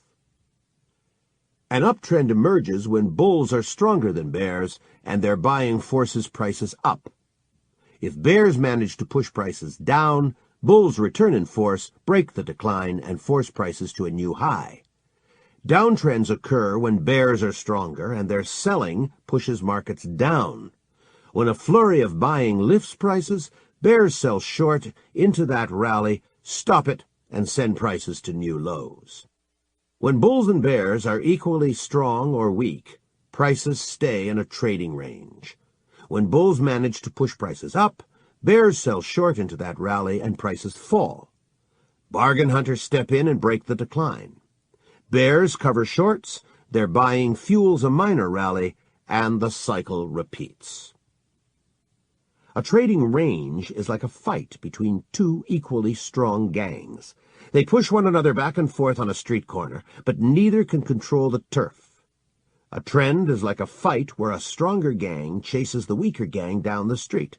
Every once in a while, the weaker gang stops and puts up a fight, but then is forced to turn and run again. Prices in trading ranges go nowhere, just as crowds spend most of their time in aimless milling. Markets spend more time in trading ranges than in trends because aimlessness is more common among people than purposeful action. When a crowd becomes agitated, it surges and creates a trend. Crowds do not stay excited for long. They go back to meandering. Professionals tend to give the benefit of the doubt to trading ranges. Identifying trends and trading ranges is one of the hardest tasks in technical analysis. It is easy to find them in the middle of a chart, but the closer you get to the right edge, the harder it gets. Trends and trading ranges clearly stand out on old charts. Experts show those charts at seminars and make it seem easy to catch trends. Trouble is, your broker does not allow you to trade in the middle of the chart. He says you must make your trading decisions at the hard right edge of the chart. The past is fixed and easy to analyze. The future is fluid and uncertain. By the time you identify a trend, a good chunk of it is gone. Nobody rings a bell when a trend dissolves into a trading range. By the time you recognize that change, you will lose some money trying to trade as if the market was still trending. Many chart patterns and indicator signals contradict one another at the right edge of the chart. You have to base your decisions on probabilities in an atmosphere of uncertainty. Most people cannot accept uncertainty. They have a strong emotional need to be right. They hang on to losing positions, waiting for the market to turn and make them whole. Trying to be right in the market is very expensive. Professional traders get out of losing trades fast. When the market deviates from your analysis, you have to cut losses without fuss or emotions. When you identify an uptrend and decide to buy, you have to decide whether to buy immediately or wait for a dip. If you buy fast, you get in gear with the trend, but your stops are likely to be farther away and you risk more. If you wait for a dip, you will risk less, but will have four groups of competitors. Longs who want to add to their positions, shorts who want to get out even, traders who never bought, and traders who sold too early but are eager to buy. The waiting area for a pullback is very crowded. Markets are not known for their charity, and a deep pullback may well signal the beginning of a reversal. This reasoning also applies to downtrends. Waiting for pullbacks while a trend is gathering steam is an amateur's game. If the market is in a trading range and you are waiting for a breakout, you have to decide whether to buy in anticipation of a breakout, during a breakout, or on a pullback after a valid breakout. If you trade multiple positions, you can buy a third in anticipation, a third on a breakout, and a third on a pullback. Whatever method you use, there is one money management rule that will keep you out of the riskiest trades. The distance from the entry point to the level of a protective stop should never be more than 2% of your account equity. No matter how attractive a trade is, pass it up if it requires a wider stop. Money management tactics are different in trends and trading ranges. It pays to put on a smaller position in a trend, but use a wider stop. Then you will be less likely to get shaken out by reactions while you keep risk under control. You may put on a bigger position in a trading range, but use a tighter stop. Finding good entry points is extremely important in trading ranges. You have to be very precise because the profit potential is so limited. A trend is more forgiving of a sloppy entry as long as you trade in the direction of the trend. Old traders chuckle. Do not confuse brains with a bull market. When you cannot tell whether the market is in a trend or in a trading range, remember that professionals give the benefit of the doubt to trading ranges. If you are not sure, stand aside. Professionals love trading ranges because they can slide in and out of positions with little risk of being impaled on a trend. Since they pay low or no commissions and suffer little slippage, it is profitable for them to trade in gently fluctuating markets. Those of us who trade away from the floor are better off trying to catch trends. You can trade less frequently during trends, and your account suffers less from commissions and slippage. Most traders ignore the fact that markets usually are both in a trend and in a trading range at the same time. They pick one time frame, such as daily or hourly, and look for trades on daily charts. With their attention fixed on daily or hourly charts, trends from other time frames, such as weekly or 10-minute trends, keep sneaking up on them and wreaking havoc with their plans. Markets exist in several time frames simultaneously. They exist on a 10-minute chart, an hourly chart, a daily chart, a weekly chart, and any other chart. The market may look like a buy on a daily chart, but a sell on a weekly chart, and vice versa. The signals in different time frames of the same market often contradict one another. Which of them will you follow? When you are in doubt about a trend, step back and examine the charts at a time frame that is larger than the one you are trying to trade. This search for a greater perspective is one of the key principles of the triple-screen trading system. A losing trader often thinks he would be better off if he had a real-time quote machine on his desk. One of the universal fantasies of losers is that they would be winners if they could get their data faster and focused on a shorter time frame. But they lose money even faster with a quote system. When that happens, some losers say they would be better off trading right on the exchange floor without any delay for data transmission. But more than half of floor traders wash out in their first year. Being in the middle of the action does not do losers any good. The conflicting signals in different time frames of the same market are one of the great puzzles in market analysis. What looks like a trend on a daily chart may show up as a blip on a flat weekly chart. What looks like a flat trading range on a daily chart shows rich uptrends and downtrends on an hourly chart, and so on. When professionals are in doubt, they look at the big picture, but amateurs focus on the short-term charts. Trend lines. Charts reveal the actions of bulls and bears. Bottoms of declines show where bears stopped and bulls regained control of the market. Peaks of rallies show where bulls ran out of steam and bears gained control. A line connecting two nearby bottoms shows the lowest common denominator of bullish power. A line that connects two nearby tops shows the lowest common denominator of the power of bears. Those lines are called trend lines. Traders use them to identify trends. When prices rally, draw an uptrend line across the bottoms. When prices decline, draw a downtrend line across the tops. Projecting those lines into the future helps anticipate buying and selling points. The most important feature of a trend line is its angle. It identifies the dominant market force.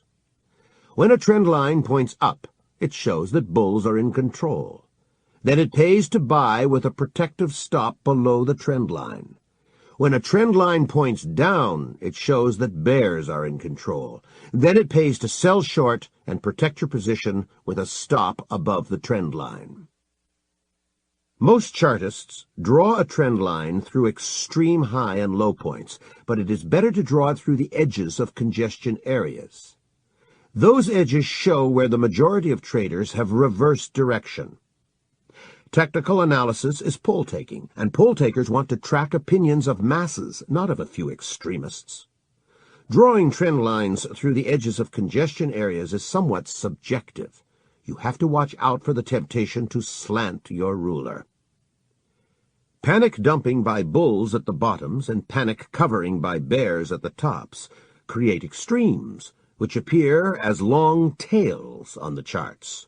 You want to base your trend lines on the edges of congestion areas and not on tails, because tails show little about the crowd other than its tendency to panic. The extreme points are very important, but not for drawing trend lines. Markets usually recoil from those tails, offering opportunities to short-term traders. A bar that looks like a finger sticking out of a tight chart pattern provides a valuable reference point for short-term traders. Markets constantly fluctuate, seeking an area that generates the highest volume of trading. A tail shows that a certain price has been rejected by the market. It usually leads to a swing in the opposite direction. As soon as you recognize a tail, trade against it. Place your protective stop halfway through the tail. If the market starts chewing its tail, it is time to get out. The single most important feature of a trend line is its slope. When a trend line slants up, bulls are in control, and it pays to look for buying opportunities. When a trend line slants down, bears are in control, and it pays to look for shorting opportunities. You can rate the importance of any trend line by examining 5 factors: the time frame of the trend line, its length, the number of times prices touch it, its angle, and volume. The longer the time frame, the more important the trend line. A trend line on a weekly chart identifies a more important trend than a daily trend line. A trend line on a daily chart identifies a more important trend than an hourly trend line, and so on. The longer the trend line, the more valid it is. A short trend line reflects mass behavior over a short period. A longer trend line reflects mass behavior over a longer time. The longer a trend continues, the greater its inertia. A major bull market may follow its trend line for several years. The more contacts between prices and trend line, the more valid that line. When the trend is up, a return to the trend line shows a rebellion among bears. When the trend is down, a rally to the trend line shows a rebellion by the bulls. When prices pull back to a trend line and then bounce away from it, you know that the dominant market group has beaten the rebels. A preliminary trend line is drawn across only 2 points. 3 points of contact make that line more valid. 4 or 5 points of contact show that the dominant market crowd is firmly in control. The angle between a trend line and the horizontal axis reflects the emotional intensity of the dominant market crowd. A steep trend line shows that the dominant crowd is moving rapidly. A relatively flat trend line shows that the dominant crowd is moving slowly. A shallow trend line is likely to last longer, like a turtle racing against a hare. It pays to measure the angle of every trend line and write it down on your chart. This can be done using a computer, a protractor, or a Chinese charting tool. Comparing angles of trend lines shows whether the dominant market crowd is becoming more bullish or bearish. It is uncanny how often trend lines trace the same angle time and again in a given market. It may be because the key players seldom change. Sometimes prices accelerate away from their trend line. Then you can draw a new, steeper trend line. It shows that a trend is speeding up, becoming unsustainable. When you draw a new, steeper trend line, tighten your stop, place it immediately below the latest trend line, and adjust that stop at every new bar. The breaking of a steep trend line is usually followed by a sharp reversal. When the trend is up, volume normally expands when prices rally and shrinks when they decline. This shows that rallies attract traders while declines leave them cold. The opposite occurs in downtrends. Volume expands on declines and shrinks on rallies. A pullback on heavy volume threatens a trend line because it shows that the rebellious crowd is growing. If volume expands when prices move in the direction of a trend line, it confirms that trend line. If volume shrinks when prices pull back to a trend line, it also confirms the trend line. If volume expands when prices return to a trend line, it warns of a potential break. If volume shrinks when prices pull away from a trend line, it warns that the trend line is in danger. The breaking of a well-established trend line shows that the dominant market crowd has lost its power. You have to be careful not to anticipate trading signals. Most traders lose money when they jump the gun. A trend line is not a glass floor under the market. One crack and it is gone. It is more like a fence that bulls or bears can lean on. They can even violate it a bit without toppling it, the way animals shake a fence. A trend line break is valid only if prices close on the other side of a trend line. Some traders insist that a trend line has to be penetrated by 2 or 3 percentage points of price. After a very steep uptrend is broken, prices often rally again, retest their old high, and touch their old uptrend line from below. When that happens, you have a near-perfect shorting opportunity. A combination of a double top, a pullback to an old trend line, and perhaps a bearish divergence from technical indicators. The reverse also applies to downtrends. The neglected essentials. Volume. Volume represents the activity of traders and investors. Each unit of volume in the market reflects the action of 2 persons. One trader sells a share and another buys a share, or one buys a contract and another sells a contract. Daily volume is the number of contracts or shares traded in one day. Traders usually plot volume as a histogram, vertical bars whose height reflects each day's volume. They usually draw it underneath prices. Changes in volume show how bulls and bears react to price swings. Changes in volume provide clues as to whether trends are likely to continue or to reverse. Some traders ignore volume. They think that prices already reflect all information known to the market. They say, "You get paid on price and not on volume." Professionals, on the other hand, know that analyzing volume can help them understand markets deeper and trade better. There are 3 ways to measure volume. 1. The actual number of shares or contracts traded. For example, the New York Stock Exchange reports volume this way. This is the most objective way of measuring volume. 2. the number of trades that took place. For example, the London Stock Exchange reports volume this way.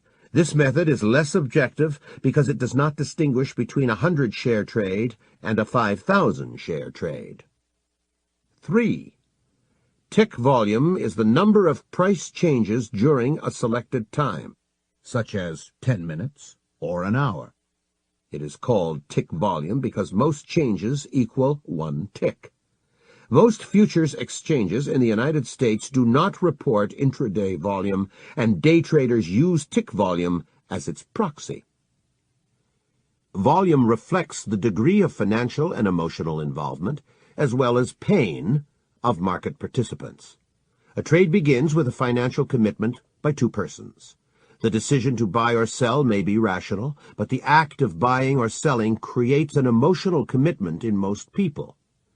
Buyers and sellers crave to be right. They scream at the market, pray, or use lucky talismans.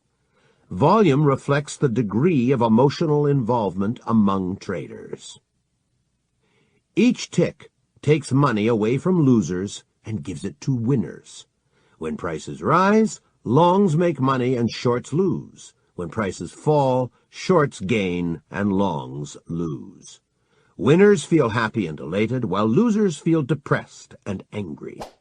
Whenever prices move, about half the traders are hurting. When prices rise, bears are in pain, and when prices fall, bulls suffer.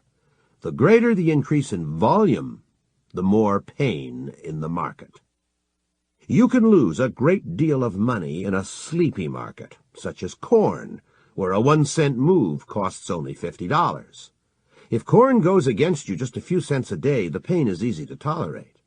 If you hang on, those pennies can add up to thousands of dollars in losses.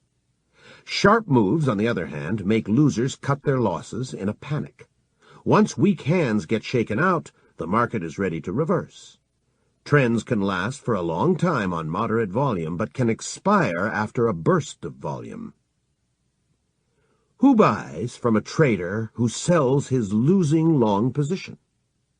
It may be a short seller taking profits and covering shorts. It may be a bargain hunter who steps in because prices are too low. That bottom picker assumes the position of a loser who washed out, and he either catches the bottom or becomes the new loser.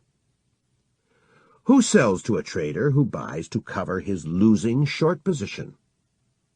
It may be a savvy investor who takes profits on his long position. It also may be a top picker who sells short because he thinks that prices are too high. He assumes the position of a loser who covered his shorts, and only the future will tell whether he is right or wrong. When shorts give up during a rally, they buy to cover and push the market higher. Prices rise, flush out even more shorts, and the rally feeds on itself. When longs give up during a decline, they sell and push the market lower. Falling prices flush out even more longs, and the decline feeds on itself. Losers who give up propel trends. A trend that moves on steady volume is likely to continue. Steady volume shows that new losers replace those who wash out. Trends need a fresh supply of losers, the way builders of the ancient pyramids needed a fresh supply of slaves. Falling volume shows that the supply of losers is running low, and a trend is ready to reverse. It happens after enough losers catch on to how wrong they are. Old losers keep bailing out, but fewer new losers come in. Falling volume gives a sign that the trend is about to reverse. A burst of extremely high volume also gives a signal that a trend is nearing its end. It shows that masses of losers are bailing out. You can probably recall holding a losing trade longer than you should have. Once the pain becomes intolerable and you get out, the trend reverses and the market goes the way you expected, but without you. This happens time and again because most amateurs react to stress similarly and bail out at about the same time. Professionals do not hang in while the market beats them up.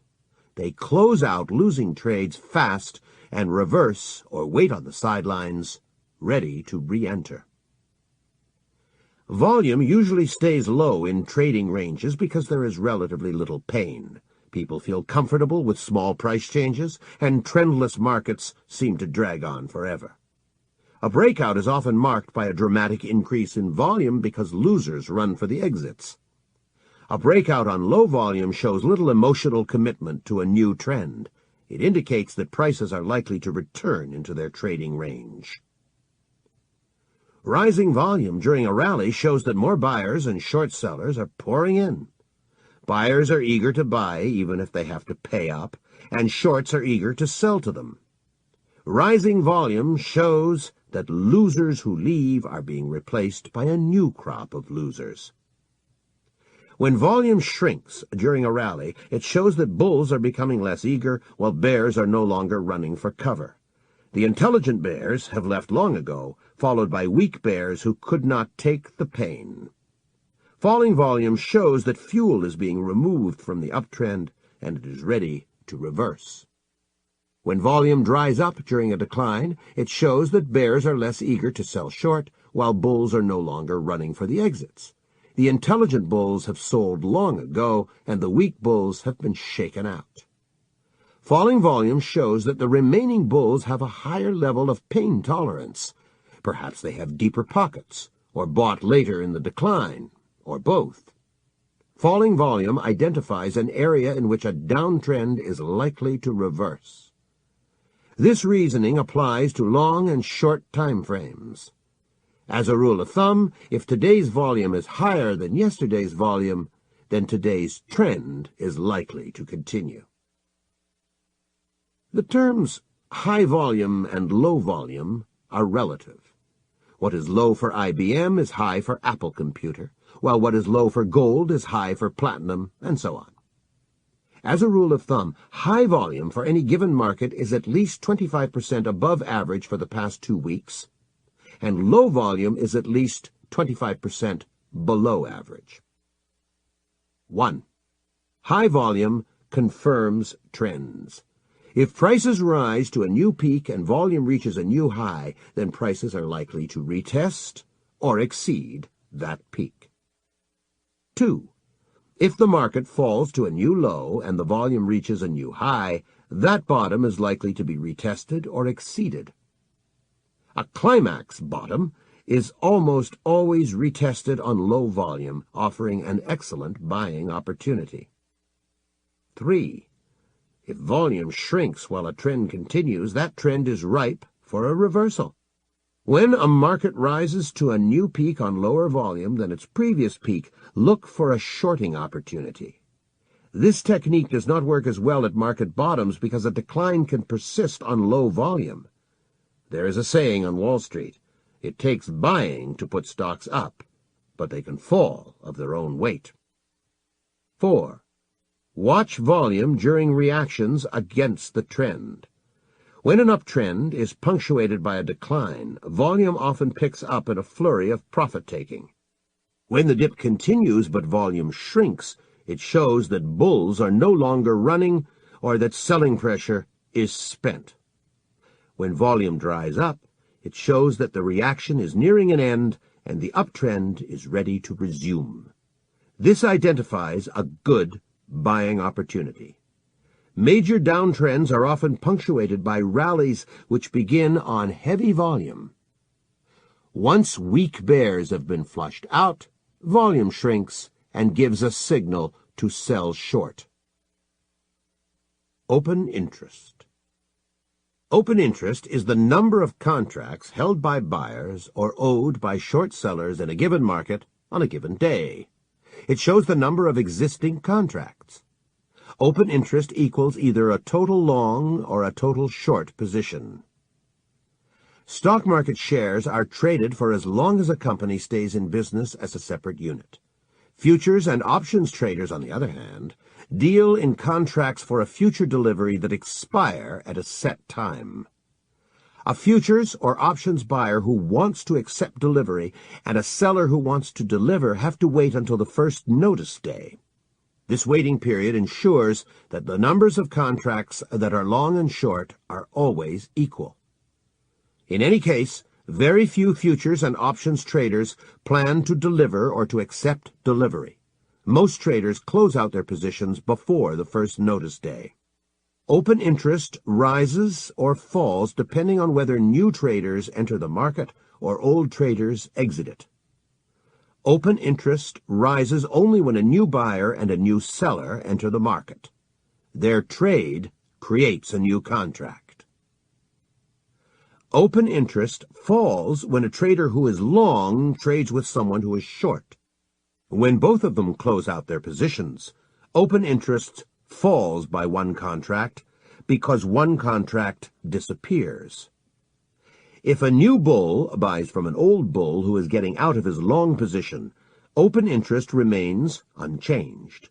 Open interest also does not change when a new bear sells to an old bear who needs to buy because he is closing out his short position. It takes one bull and one bear to create a futures or options contract. A bull buys a contract if he is convinced that prices are going higher. A bear sells short a contract if he is convinced that prices are going lower. When the two trade, open interest rises by one contract. A single trade between one bull and one bear is unlikely to move the markets, but when thousands of traders make their trades, they propel or reverse market trends. Open interest reflects the intensity of conflict between bulls and bears. It reflects the willingness of longs to maintain long positions and the willingness of shorts to maintain short positions. When bulls and bears do not expect the market to move in their favor, they close out their positions and open interest shrinks. There are two people on opposite sides of every trade. One of them gets hurt when prices change. If prices rally, bears get hurt. If prices fall, bulls get hurt. As long as the losers hope, they hang on, and open interest does not change. A rise in open interest shows that a crowd of confident bulls is facing down a crowd of equally confident bears.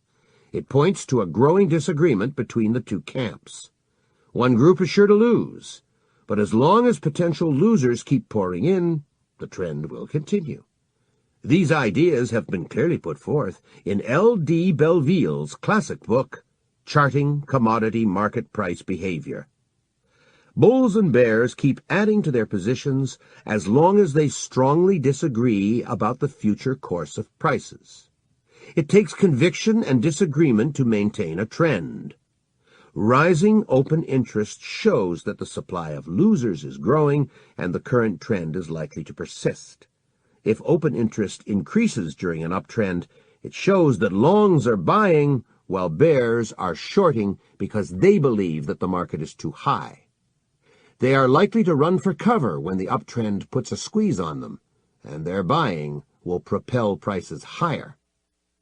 If open interest rises during a downtrend, it shows that shorts are aggressively selling while bottom pickers are buying.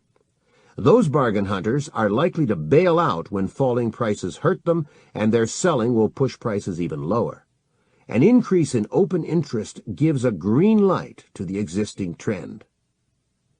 When a bull is convinced that prices are going higher and decides to buy, but a bear is afraid to sell short, that bull can buy only from another bull who bought earlier and now wants to get out. Their trade creates no new contract, and open interest stays unchanged. When open interest stays flat during a rally, it shows that the supply of losers has stopped growing. When a bear is convinced that prices are going lower, he wants to sell short. If a bull is afraid to buy from him, that bear can only sell to another bear who shorted earlier and now wants to cover and leave. Their trade creates no new contract, and open interest does not change. When open interest stays flat during a decline, it shows that the supply of bottom pickers is not growing. Whenever open interest flattens out, it flashes a yellow light, a warning that the trend is aging and the best gains are probably behind. Falling open interest shows that losers are bailing out while winners are taking profits. When their disagreement decreases, the trend is ripe for a reversal. Open interest falls when losers abandon hope and get out of the market without being replaced by new losers. When a bull decides to get out of his long position and a bear decides to cover his short position, the two may trade with one another. When they do, a contract disappears and open interest shrinks by one contract. Falling open interest shows that winners are cashing in and losers are giving up hope. It flashes a red light. It signals the end of a trend. Time. Most people conduct their lives as if they intend to live forever, with no review of the past, no real planning for the future, and minimal learning from past mistakes. Freud showed that the unconscious mind does not have a notion of time. Our deep-seated wishes remain largely unchanged throughout life. When people join crowds, their behavior becomes even more primitive and impulsive than when they are alone. Crowds pay no attention to time even though they are affected by its passage. Individuals are ruled by the calendar and the clock, but crowds have no notion of time. Crowds act out their emotions as if they had all the time in the world. Most traders focus only on changes in prices and pay little attention to time. This is just another sign of being caught up in mass mentality. The awareness of time is a sign of civilization. A thinking person is aware of time, while someone who is acting impulsively is not. A market analyst who pays attention to time is aware of a dimension hidden from the market crowd. Long-term price cycles are a fact of economic life. For example, the U.S. stock market tends to run in 4-year cycles. They exist because the ruling party inflates the economy going into the presidential election once every 4 years. The party that wins the election deflates the economy when voters cannot take revenge at the polls. Flooding the economy with liquidity lifts the stock market, and draining liquidity pushes it down. This is why the 2 years before a presidential election tend to be bullish, and the first 12 to 18 months following an election tend to be bearish. Major cycles in agricultural commodities are due to fundamental production factors coupled with the mass psychology of producers. For example, when livestock prices rise, farmers breed more animals. When those animals reach the market, prices fall and producers cut back. When the supply is absorbed, scarcity pushes prices up, breeders go to work again, and the bull-bear cycle repeats. This cycle is shorter in hogs than in cattle because pigs breed faster than cows. Long-term cycles can help traders identify market tides. Instead, most traders get themselves in trouble by trying to use short-term cycles for precision timing and predicting minor turning points. Price peaks and valleys on the charts often seem to follow in an orderly manner.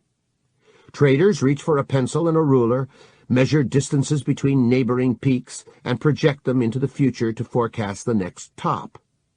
Then they measure distances between recent bottoms and extend them into the future to forecast the next low. Cycles put bread and butter on the tables of several experts who sell services forecasting highs and lows. Few of them realize that what appears like a cycle on the charts is often a figment of the imagination. If you analyze price data using a mathematically rigorous program, you will see that approximately 80% of what appears like cycles is simply market noise. A human mind needs to find order in chaos, and an illusion of order is better than no order for most people. If you look at any river from the air, it appears to have cycles, swinging right and left. Every river meanders in its valley because water flows faster in its middle than near the shores, creating turbulences that force the river to turn. Looking for market cycles with a ruler and a pencil is like searching for water with a divining rod. Profits from an occasional success are erased by many losses due to unsound methods. If you are serious about trading with cycles, you need a mathematical method for finding them. A farmer sows in spring, harvests in late summer, and uses the fall to get ready for winter. There is a time to sow and a time to reap, a time to bet on a warm trend, and a time to get ready for a cold spell. The concept of seasons can be applied to the financial markets. A trader can use a farmer's approach. He should look to buy in spring, sell in summer, go short in the fall, and cover in winter. Just as a farmer pays attention to the vagaries of weather, a trader needs to pay attention to the vagaries of the markets. An autumn on the farm can be interrupted by an Indian summer, and a market can stage a strong rally in autumn. A sudden freeze can hit the fields in spring, and the market can drop early in a bull move. A trader needs to use his judgment and apply several indicators and techniques to avoid getting whipsawed. The concept of indicator seasons focuses a trader's attention on the passage of time in the market. It helps you plan for the season ahead instead of jumping in response to other people's actions. Psychological indicators. Many private traders keep their market opinions to themselves, but financial journalists and market letter writers spew them forth like open fire hydrants. Some writers are very bright, but both groups as a whole have poor trading records. Financial journalists and letter writers overstay important trends and miss major turning points. When these groups become bullish or bearish, it pays to trade against them. The behavior of groups is more primitive than individual behavior. Consensus indicators, also known as contrary opinion indicators, are not as exact as trend-following indicators or oscillators. They simply draw your attention to the fact that a trend is ready to reverse. When you get that message, use technical indicators for more precise timing. As long as the market crowd remains in conflict, the trend can continue. When the crowd reaches a strong consensus, the trend is ready to reverse. When the crowd becomes highly bullish, it pays to get ready to sell. When the crowd becomes strongly bearish, it pays to get ready to buy. The reason for trading against the extremes in consensus is rooted in the structure of the futures markets. The number of contracts bought long and sold short is always equal. For example, if open interest in gold is 12,000 contracts, then 12,000 contracts are long and 12,000 contracts are short. While the number of long and short contracts is always equal, the number of individuals who hold them keeps changing. If the majority is bullish, then the minority, those who are short, has more contracts per person than the longs. If the majority is bearish, then the bullish minority has bigger positions per person. If bullish consensus equals 50%, then 50% of traders are long and 50% are short. An average trader who is long holds as many contracts as an average trader who is short. When bullish consensus reaches 80%, it shows that 80% of traders are long and 20% are short. Since the sizes of total long and total short positions are always equal, an average bear is short 4 times as many contracts as are held long by an average bull. This means that an average bear has 4 times more money than an average bull. The big money is on the short side of the market. When bullish consensus falls to 20%, it means that 20% of traders are long and 80% are short. Since the numbers of long and short contracts are always equal, an average bull holds 4 times more contracts than are held by an average bear. It shows that big money is on the long side of the market. Big money did not grow big by being stupid. Big traders tend to be more knowledgeable and successful than average. Otherwise, they stop being big traders. When big money gravitates to one side of the market, think of trading in that direction. To interpret bullish consensus in any market, obtain at least 12 months of historical data on consensus and note the levels at which the market has turned in the past. Update these levels once every 3 months. The next time the market consensus becomes highly bullish, look for an opportunity to sell short using technical indicators. When the consensus becomes very bearish, look for a buying opportunity. Advisory opinion sometimes begins to change a week or two in advance of major trend reversals. If bullish consensus ticks down from 78 to 76, or if it rises from 25 to 27, it shows that the savviest advisors are abandoning what looks like a winning trend. This means that the trend is ready to reverse. Several government agencies and exchanges collect data on buying and selling by several groups of investors and traders. They publish summary reports of actual trades, commitments of money as well as ego. It pays to trade with those groups that have a track record of success and bet against those with poor track records. For example, the Commodity Futures Trading Commission, CFTC, reports long and short positions of hedgers and big speculators. Hedgers, the commercial producers and consumers of commodities, are the most successful participants in the futures markets. The Securities and Exchange Commission, SEC, reports purchases and sales by corporate insiders. Officers of publicly traded companies know when to buy or sell their company shares. The New York Stock Exchange reports the number of shares bought, sold, and shorted by its members and by odd-lot traders. Members are more successful than small-time speculators. Traders must report their positions to the CFTC after they reach certain levels, called reporting levels.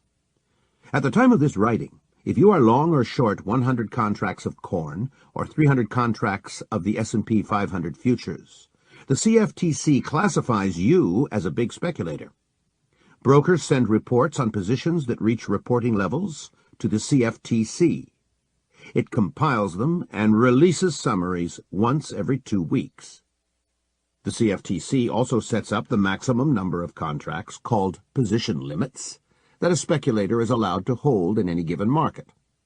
At this time, a speculator may not be net long or short more than 2,400 contracts of corn or 500 contracts of the S&P 500 futures. These limits are set to prevent very large speculators from accumulating positions that are big enough to bully the markets. The CFTC divides all market participants into 3 groups: commercials, small speculators, and large speculators. Commercials, also known as hedgers, are firms or individuals who deal in actual commodities in the normal course of business. In theory, they trade futures to hedge business risks. For example, a bank trades interest rate futures to hedge its loan portfolio, or a food processing company trades wheat futures to offset the risks of buying grain. Hedgers post small margins and are exempt from speculative position limits. Large speculators are those traders whose positions reach reporting levels. The CFTC reports buying and selling by commercials and large speculators. To find the positions of small traders, you need to subtract the holdings of the first 2 groups from the open interest. The divisions between hedgers, big speculators, and small speculators are somewhat artificial. Smart small traders grow into big traders, dumb big traders become small traders, and many hedgers speculate. Some market participants play games that distort the CFTC reports. For example, an acquaintance who owns a brokerage firm sometimes registers his wealthy speculator clients as hedgers, claiming they trade stock index and bond futures to hedge their stock and bond positions. The commercials can legally speculate in the futures markets using inside information. Some of them are big enough to play futures markets against cash markets. For example, an oil firm may buy crude oil futures, divert several tankers, and hold them offshore in order to tighten supplies and push futures prices up. They can take profits on long positions, go short, and deliver several tankers at once to refiners in order to push crude futures down and cover shorts. This manipulation is illegal and most firms hotly deny that it takes place. As a group, the commercials have the best track record in the futures markets. They have inside information and are well capitalized. It pays to follow them because they are successful in the long run. The few exceptions, such as orange juice hedgers, only confirm this rule. Big speculators used to be highly successful as a group until a decade or so ago. They used to be wealthy individuals who took careful risks with their own money. Today's big traders are commodity funds. These trend-following behemoths do poorly as a group. The masses of small traders are the proverbial wrong-way Corrigans of the markets. It is not enough to know whether a certain group is short or long. Commercials are often short futures because many of them own physical commodities. Small traders are usually long, reflecting their perennial optimism. To draw valid conclusions from the CFTC reports, you need to compare current positions to their historical norms. Trading systems. The triple screen trading system. The triple screen trading system was developed by this author and has been used for trading since 1985. It was first presented to the public in April 1986 in an article in Futures magazine. Triple screen applies 3 tests or screens to every trade. Many trades that seem attractive at first are rejected by one or another screen. Those trades that pass the triple screen test have a higher degree of profitability. Triple screen combines trend-following methods and counter-trend techniques. It analyzes all potential trades in several time frames. Triple screen is more than a trading system. It is a method, a style of trading. Beginners often look for a magic bullet, a single indicator for making money. If they get lucky for a while, they feel as if they discovered the royal road to profits. When the magic dies, amateurs give back their profits with interest and go looking for another magic tool. The markets are too complex to be analyzed with a single indicator. Different indicators give contradictory signals in the same market. Trend-following indicators rise during uptrends and give buy signals, while oscillators become overbought and give sell signals. Trend-following indicators turn down in downtrends and give signals to sell short, but oscillators become oversold and give buy signals. Trend-following indicators are profitable when markets are moving, but lead to whipsaws in trading ranges. Oscillators are profitable in trading ranges, but give premature and dangerous signals when the markets begin to trend. Traders say, "The trend is your friend," and "let your profits run." They also say, "Buy low, sell high." But why sell if the trend is up? And how high is high? Some traders try to average out the votes of trend-following indicators and oscillators. It is easy to rig this vote. If you use more trend-following tools, the vote will go one way, and if you use more oscillators, it will go the other way. A trader can always find a group of indicators telling him what he wants to hear. The triple screen trading system combines trend-following indicators with oscillators. It is designed to filter out their disadvantages while preserving their strengths. Another major dilemma is that the trend can be up and down at the same time, depending on what chart you use. A daily chart may show an uptrend, while a weekly chart shows a downtrend, and vice versa. A trader needs to handle conflicting signals in different time frames. Charles Dow, the author of the venerable Dow theory, stated at the turn of the century that the stock market had 3 trends. The long-term trend lasted several years, the intermediate trend several months, and anything shorter than that was a minor trend. Robert Rhea, the great market technician of the 1930s, compared the three market trends to a tide, a wave, and a ripple. He believed that traders should trade in the direction of the market tide and take advantage of the waves, but ignore the ripples. Times have changed, and the markets have become more volatile. Traders need a more flexible definition of time frames. The triple screen trading system is based on the observation that every time frame relates to the larger and shorter ones by approximately a factor of 5. Each trader needs to decide which time frame he wants to trade. Triple screen calls that the intermediate time frame. The long-term time frame is one order of magnitude longer. The short-term time frame is one order of magnitude shorter.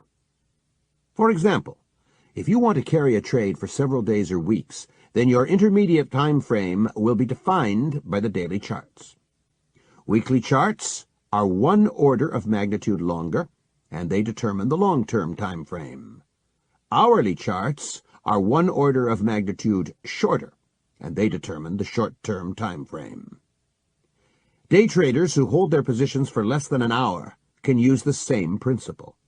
For them, a 10-minute chart may define the intermediate time frame, an hourly chart the long-term time frame, and a 2-minute chart the short-term time frame.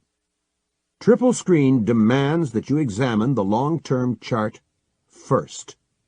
It allows you to trade only in the direction of the tide, the trend on the long-term chart. It uses the waves that go against the tide for entering positions. For example, daily declines create buying opportunities when the weekly trend is up. Daily rallies provide shorting opportunities when the weekly trend is down. First screen, market tide. Triple screen begins by analyzing the long-term chart, one order of magnitude greater than the one you plan to trade. Most traders pay attention only to the daily charts, with everybody watching the same few months of data. If you begin by analyzing weekly charts, your perspective will be 5 times greater than that of your competitors. A trader has 3 choices: buy, sell, or stand aside. The first screen of the triple screen trading system takes away one of those choices.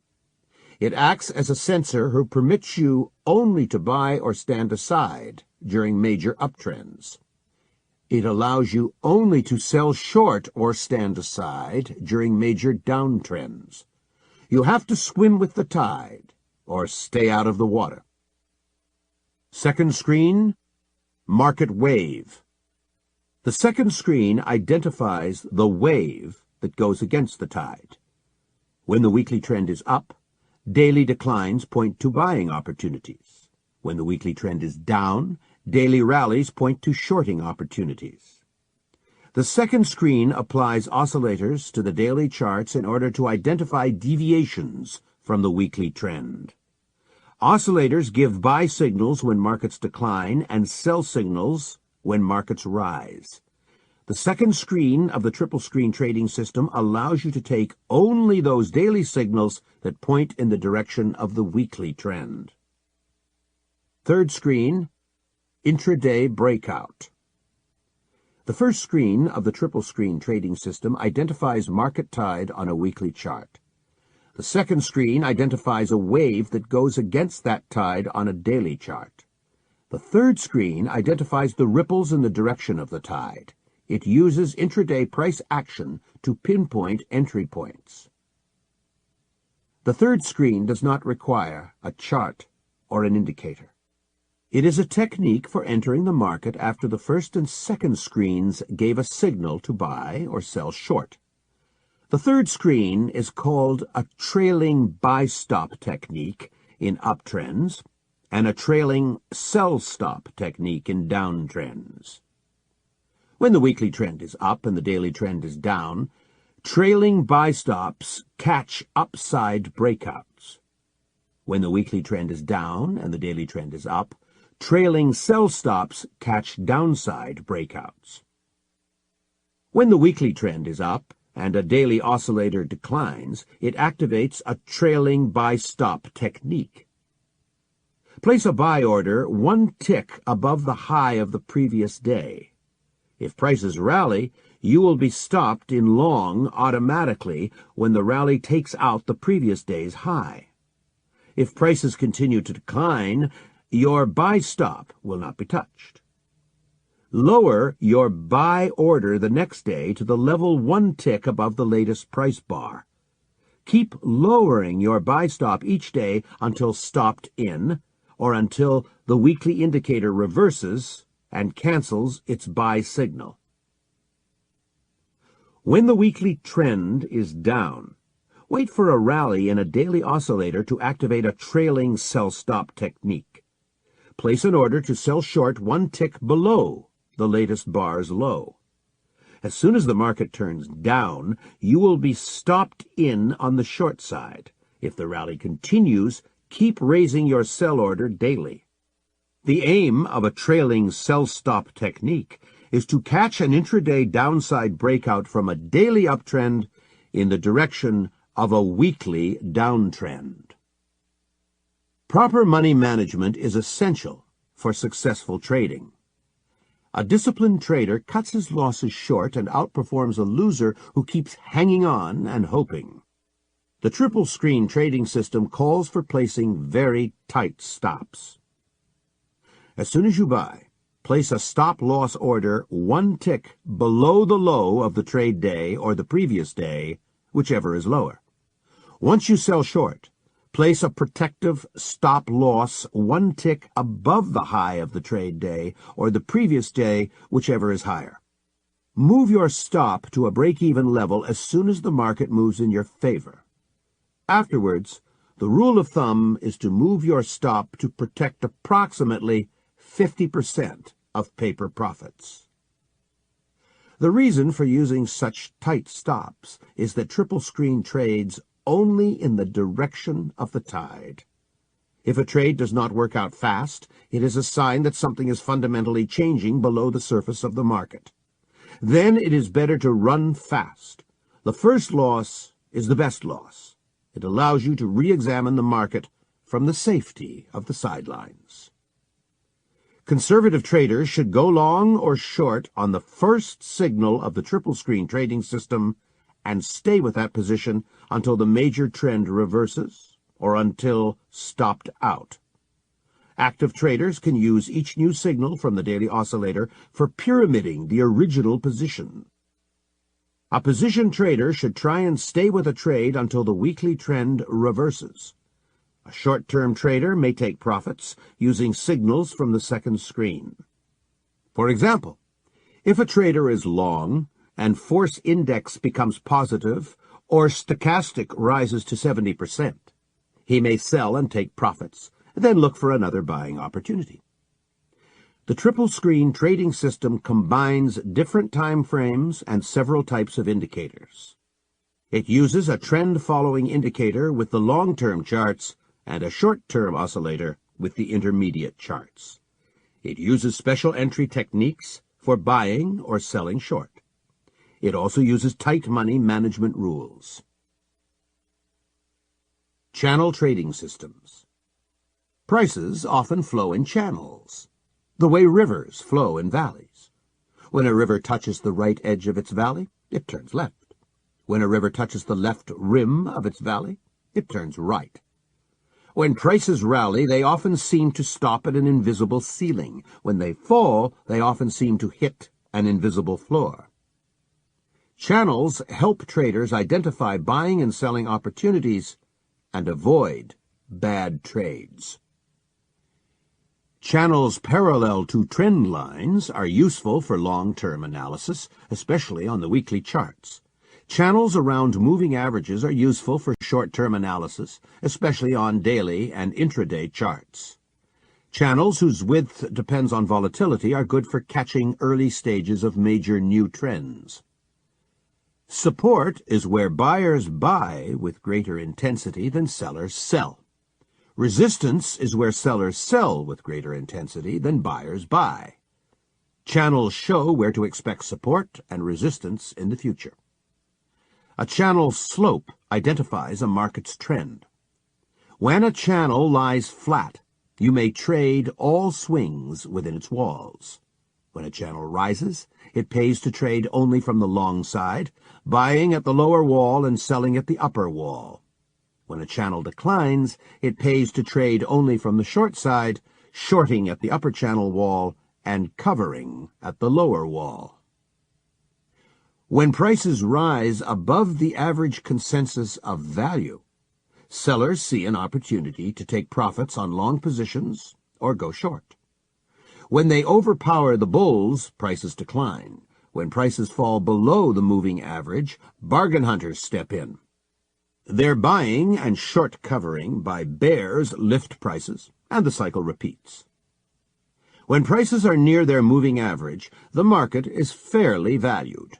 When prices are at or below the lower channel line, the market is undervalued. When prices are at or above the upper channel line, the market is overvalued. Channels help traders find buying opportunities when the market is cheap and shorting opportunities when the market is dear. The market is like a manic depressive person. When he reaches the height of mania, he is ready to calm down, and when he reaches the bottom of his depression, his mood is ready to improve. A channel marks the limits of mass optimism and pessimism. Its upper line shows where bulls run out of steam, and its lower line shows where bears become exhausted. Every animal fights harder closer to home. The upper channel line shows where bears have their backs against the wall and fight off the bulls. The lower channel line shows where bulls have their backs against the wall and fight off the bears. When a rally fails to reach the upper channel line, it is a bearish sign. It shows that bulls are becoming weaker. If a rally shoots out of a channel and prices close above it, it shows that the uptrend is strong. The reverse rules apply in downtrends. Channels help traders who use them remain objective when others get swept up in bullish or bearish hysteria. If prices touch the upper channel line, you see that mass bullishness is being overdone, and it is time to think about selling. When everyone turns bearish, but prices touch the lower channel line, you know that it is time to think about buying instead of selling. Amateurs and market professionals handle channels differently. Amateurs bet on long shots. They tend to buy upside breakouts and sell short downside breakouts. When an amateur sees a breakout from a channel, he hopes that a major new trend is about to begin and make him rich quick. Professionals trade against deviations and for a return to normalcy. It is normal for prices to remain within channels. Most breakouts are exhaustion moves that are quickly aborted. Professionals like to fade them, trade against them.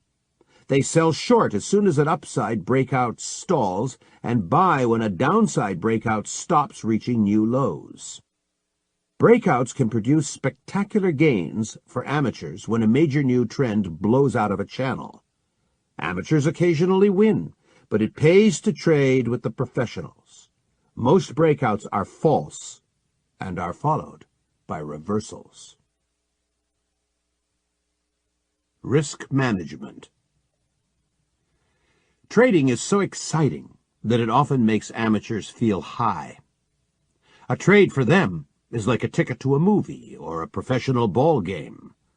Trading is a much more expensive entertainment than the cinema. Nobody can get high and make money at the same time.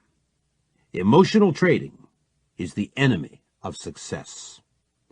Greed and fear are bound to destroy a trader. You need to use your intellect instead of trading on gut feeling.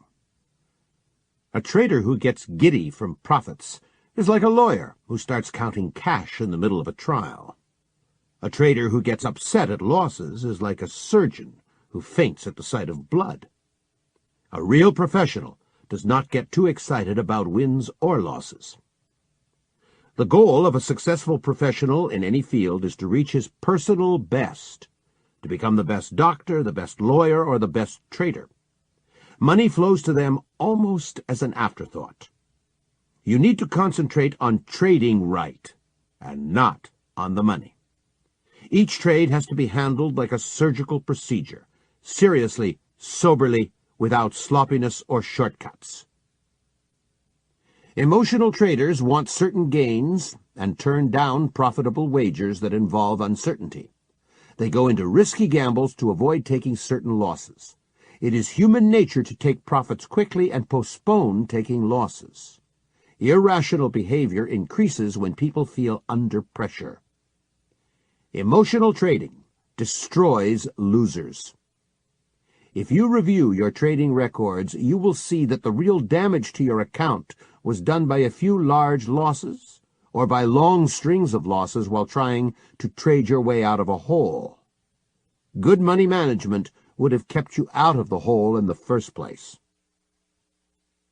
You can win only if you trade with a positive mathematical expectation, a sensible trading system. Trading on hunches leads to disasters. Many traders act like drunks wandering through a casino, going from game to game. Slippage in commissions destroy those who overtrade. The best trading systems are crude and robust. They are made of a few elements. The more complex the systems, the more elements that can break. Traders love to optimize their systems using past data. The trouble is, your broker won't let you trade the past. Markets change, and the ideal parameters from the past may be no good today. Try to de-optimize your system instead. Check how it would have performed under bad conditions. A robust system holds up well when markets change. It is likely to beat a heavily optimized system in real-world trading. Finally, when you develop a good system, don't mess with it. Design another one if you like to tinker. As Robert Prechter put it, most traders take a good system and destroy it by trying to make it into a perfect system. Once you have your trading system, it is time to set the rules for money management. Suppose you and I bet a penny on a coin flip. Tails you win, heads you lose. Suppose you have $10 of risk capital and I have $1. Even though I have less money, I have little to fear. It would take a string of 100 losses to wipe me out. We can play for a long time, unless two brokers get between us and drain our capital by commissions and slippage. The odds will dramatically change if you and I raise our bet to a quarter. If I have only $1, then a string of only 4 losses will destroy me. If you have $10, you can afford to lose a quarter 40 times in a row. A series of 4 losses is likely to come much sooner than 40. All other factors being equal, the poorer of two traders is the first to go broke. Most amateurs think that other factors are far from equal. They consider themselves brighter than the rest of us. The trading industry works hard to reinforce that delusion, telling traders that winners get the money lost by losers. They try to hide the fact that trading is a minus-sum game. Cocky amateurs take wild risks, producing commissions for brokers and profits for floor traders. When they blow themselves out of the market, new suckers come in because hope springs eternal. Institutional traders as a group tend to be more successful than private traders. They owe it to their bosses, who enforce discipline. If a trader loses more than his limit on a single trade, he is fired for insubordination. If he loses his monthly limit, his trading privileges are suspended for the rest of the month and he becomes a gopher, fetching other traders coffee. If he loses his monthly limit several times in a row, the company either fires or transfers him. This system makes institutional traders avoid losses. Private traders have to be their own enforcers. An amateur who opens a $20,000 trading account and expects to run it into $1 million in 2 years is like a teenager who runs away to Hollywood to become a pop singer. He may succeed, but the exceptions only confirm the rule. Amateurs like to get rich quick, but destroy themselves by taking wild risks. They may succeed for a while, but hang themselves, given enough rope. Amateurs often ask me what percentage profit they can make annually from trading. The answer depends on their skills or lack of such and market conditions. Amateurs never ask a more important question. How much will I lose before I stop trading and reevaluate myself, my system, and the markets? If you focus on handling losses, profits will take care of themselves. A person who makes 25% profit annually is a king of Wall Street. Many top-flight money managers would give away their firstborn child to be able to top this. A trader who can double his money in a year is a star, as rare as a pop musician or a top athlete. If you set modest goals for yourself and achieve them, you can go very far. If you can make 30% annually, people will beg you to manage their money. If you manage $10 million, not an outlandish amount in today's markets, your management fee alone can run 6% of that, or $600,000 a year. If you make a 30% profit, you will keep 15% of it as an incentive fee, another $450,000. You will earn over $1 million a year trading without taking big risks. Keep these numbers in mind when you plan your next trade. Trade to establish the best track record with steady gains and small drawdowns. Most traders get killed by one of two bullets: ignorance or emotion. Amateurs act on hunches and stumble into trades that they should never take due to negative mathematical expectations. Those who survive the stage of virginal ignorance go on to design better systems. When they become more confident, they lift their heads out of the foxholes, and the second bullet hits them. Confidence makes them greedy. They risk too much money on a trade, and a short string of losses blows them out of the market. If you bet a quarter of your account on each trade, your ruin is guaranteed. You will be wiped out by a very short losing streak, which happens even with excellent trading systems. Even if you bet a tenth of your account on a trade, you will not survive much longer. A professional cannot afford to lose more than a tiny percentage of his equity on a single trade. An amateur has the same attitude toward trading as an alcoholic has toward drinking. He sets out to have a good time, but winds up destroying himself. Extensive testing has shown that the maximum amount a trader may lose on a single trade without damaging his long-term prospects is 2% of his equity. This limit includes slippage and commissions. If you have a $20,000 account, you may not risk more than $400 on any trade. If you have a $100,000 account, you may not risk more than $2,000 on a trade. But if you have only $10,000 in your account, then you can risk no more than $200 on a trade. Most amateurs shake their heads when they hear this. Many have small accounts, and the 2% rule throws a monkey wrench into the dreams of quick profits. Most successful professionals, on the other hand, consider the 2% limit too high. They do not allow themselves to risk more than 1% or 1.5% of their equity on any single trade. The 2% rule puts a solid floor under the amount of damage the market can do to your account. Even a string of 5 or 6 losing trades will not cripple your prospects. In any case, if you are trading to create the best track record, you will not want to show more than a 6% or 8% monthly loss.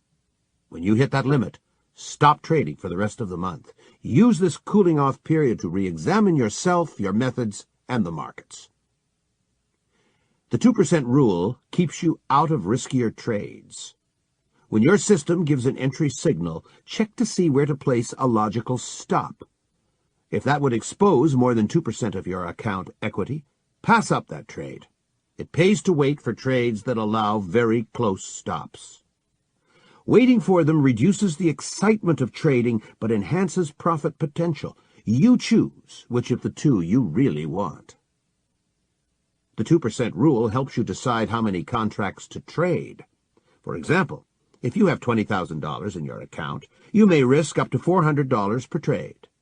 If your system flags an attractive trade with a $275 risk, then you may trade only one contract. If the risk is only $175, then you can afford to trade two contracts. What about pyramiding? Increasing the size of your trading positions as a trade moves in your favor. The 2% rule helps here too. If you show profit on a trend-following position, you may add to it, as long as your existing position is at a break-even level or better and the risk on the additional position does not exceed 2% of your equity. The goal of a successful trader is to make the best trades. Money is secondary. If this surprises you, think how good professionals in any field operate. Good teachers, doctors, lawyers, farmers, and others make money, but they do not count it while they work. If they do, the quality of their work suffers. If you ask your doctor how much money he earned today, he won't be able to answer, and if he can, you do not want him for a doctor. Ask your lawyer how much money he made today.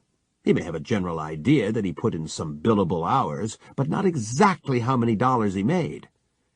If he counts money while he works, you do not want him for a lawyer. A real pro devotes all his energy to practicing his craft the best he can, not to counting money. Counting money in a trade flashes a red light, a warning that you are about to lose because your emotions are kicking in and they will override your intellect. That is why it is a good idea to get out of a trade if you cannot get money off your mind.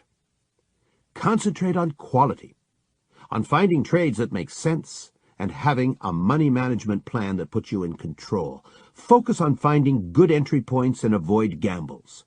Then the money will follow almost as an afterthought. You may count it later, well after a trade is over. A good trader must focus on finding and completing good trades. A professional always studies the markets, looks for opportunities, hones his money management skills, and so on. If you ask him how much money he made on the current trade, he will have only a general idea of being a little or a lot ahead of the game, or a little behind. He can never be a lot behind because of tight stops. Like other professionals, he focuses on practicing his craft and polishing his skills. He does not count money in a trade. He knows that he will make money as long as he does what is right in the markets. If you use indicators for finding trades, use them also to get you out of trades. If your indicators are in gear with the market when it is time to buy or go short, use them to decide when it is time to sell or to cover. A trader often becomes emotionally attached to a trade. Profits give people a high, but even a loss can tingle the nerves, like a scary but exciting ride on a roller coaster. When those indicator signals that flagged a trade disappear, get out of the market fast, regardless of your feelings. Some traders try to establish profit targets. They want to sell strength when prices hit resistance or buy weakness when prices reach support. Elliott wave theory is the main method for trying to forecast reversal points. R.N. Elliott wrote several articles about the stock market and a book, Nature's Law.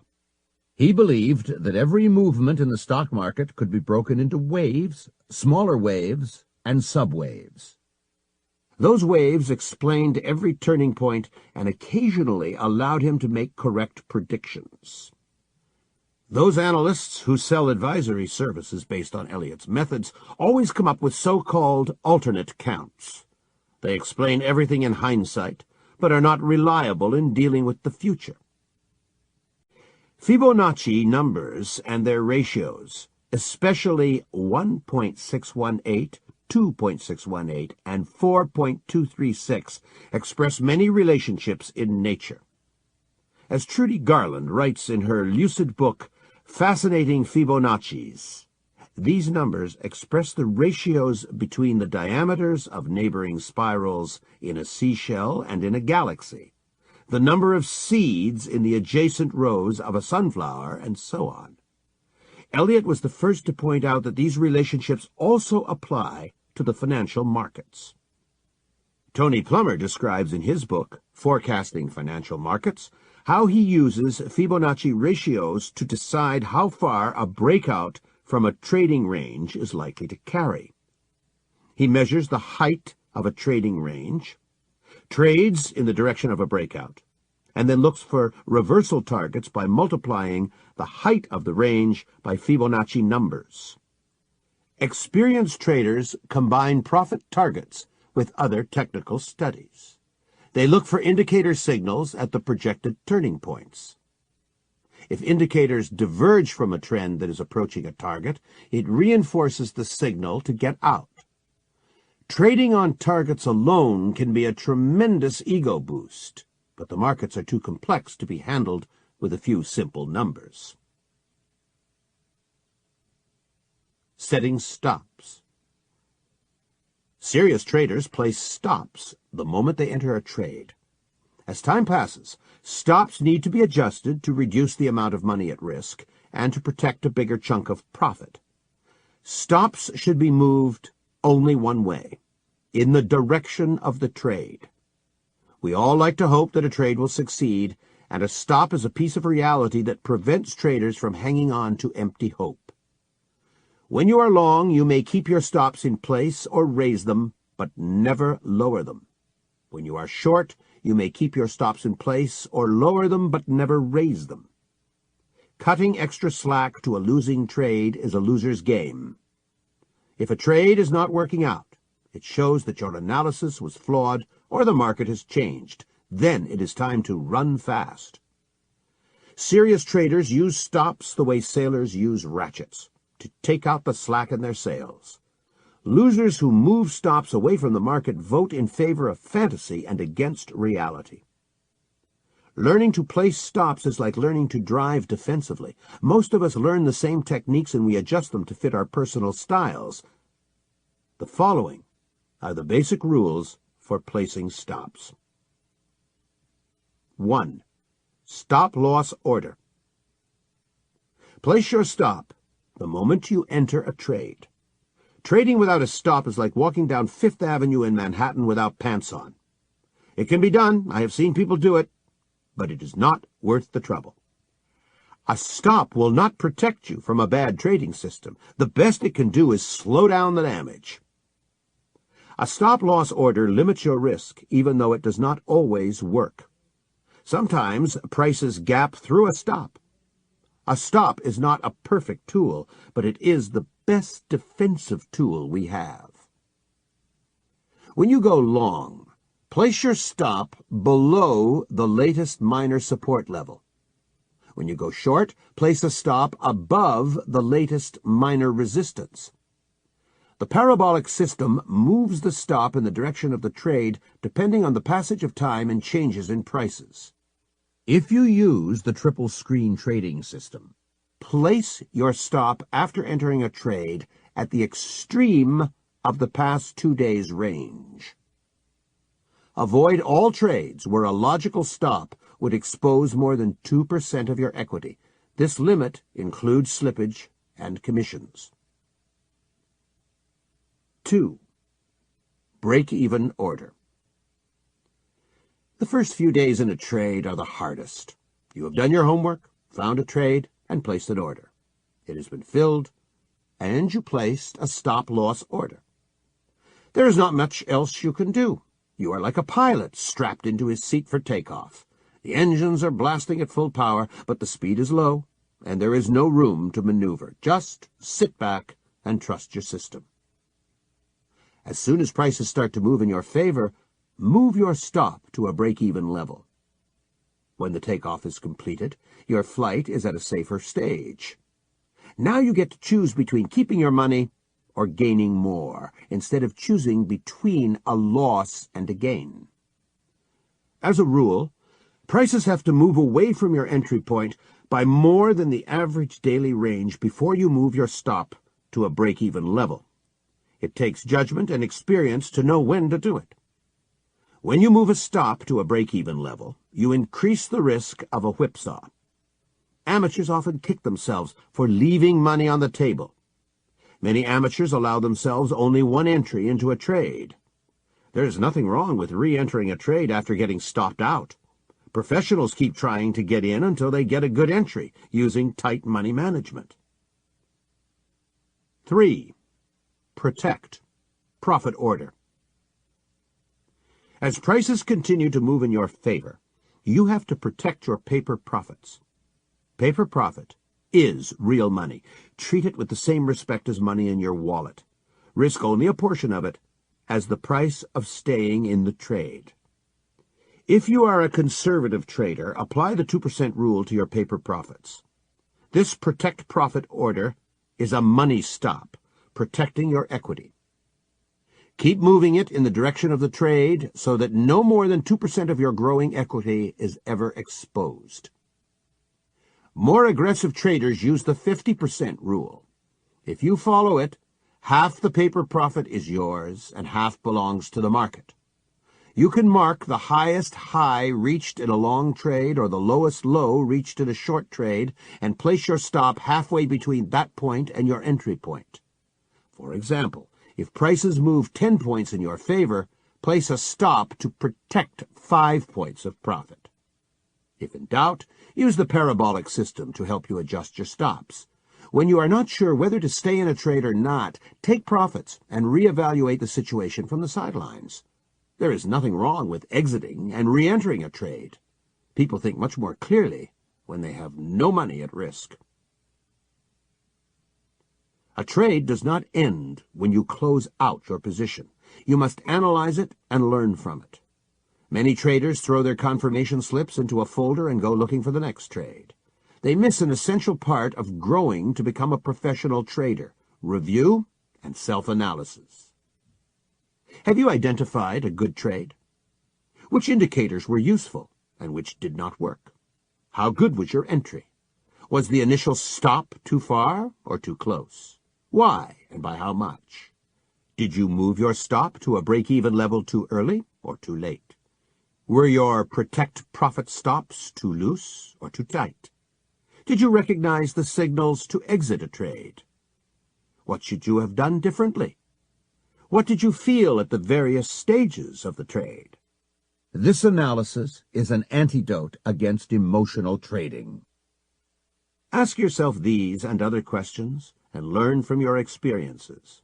A cool, intelligent analysis does you more good than gloating about profits or wallowing in regrets. Start keeping a before and after notebook. Whenever you enter a position, print out the current charts. Paste them on the left page of your notebook and jot down your main reasons for buying or shorting. Write down your plan for managing the trade. When you exit, print the charts again and paste them on the right page of your notebook. Write down your reasons for exiting and list what you did right or wrong.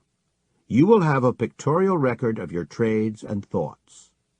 This notebook will help you learn from the past and discover blind spots in your thinking. Learn from history and profit from your experiences.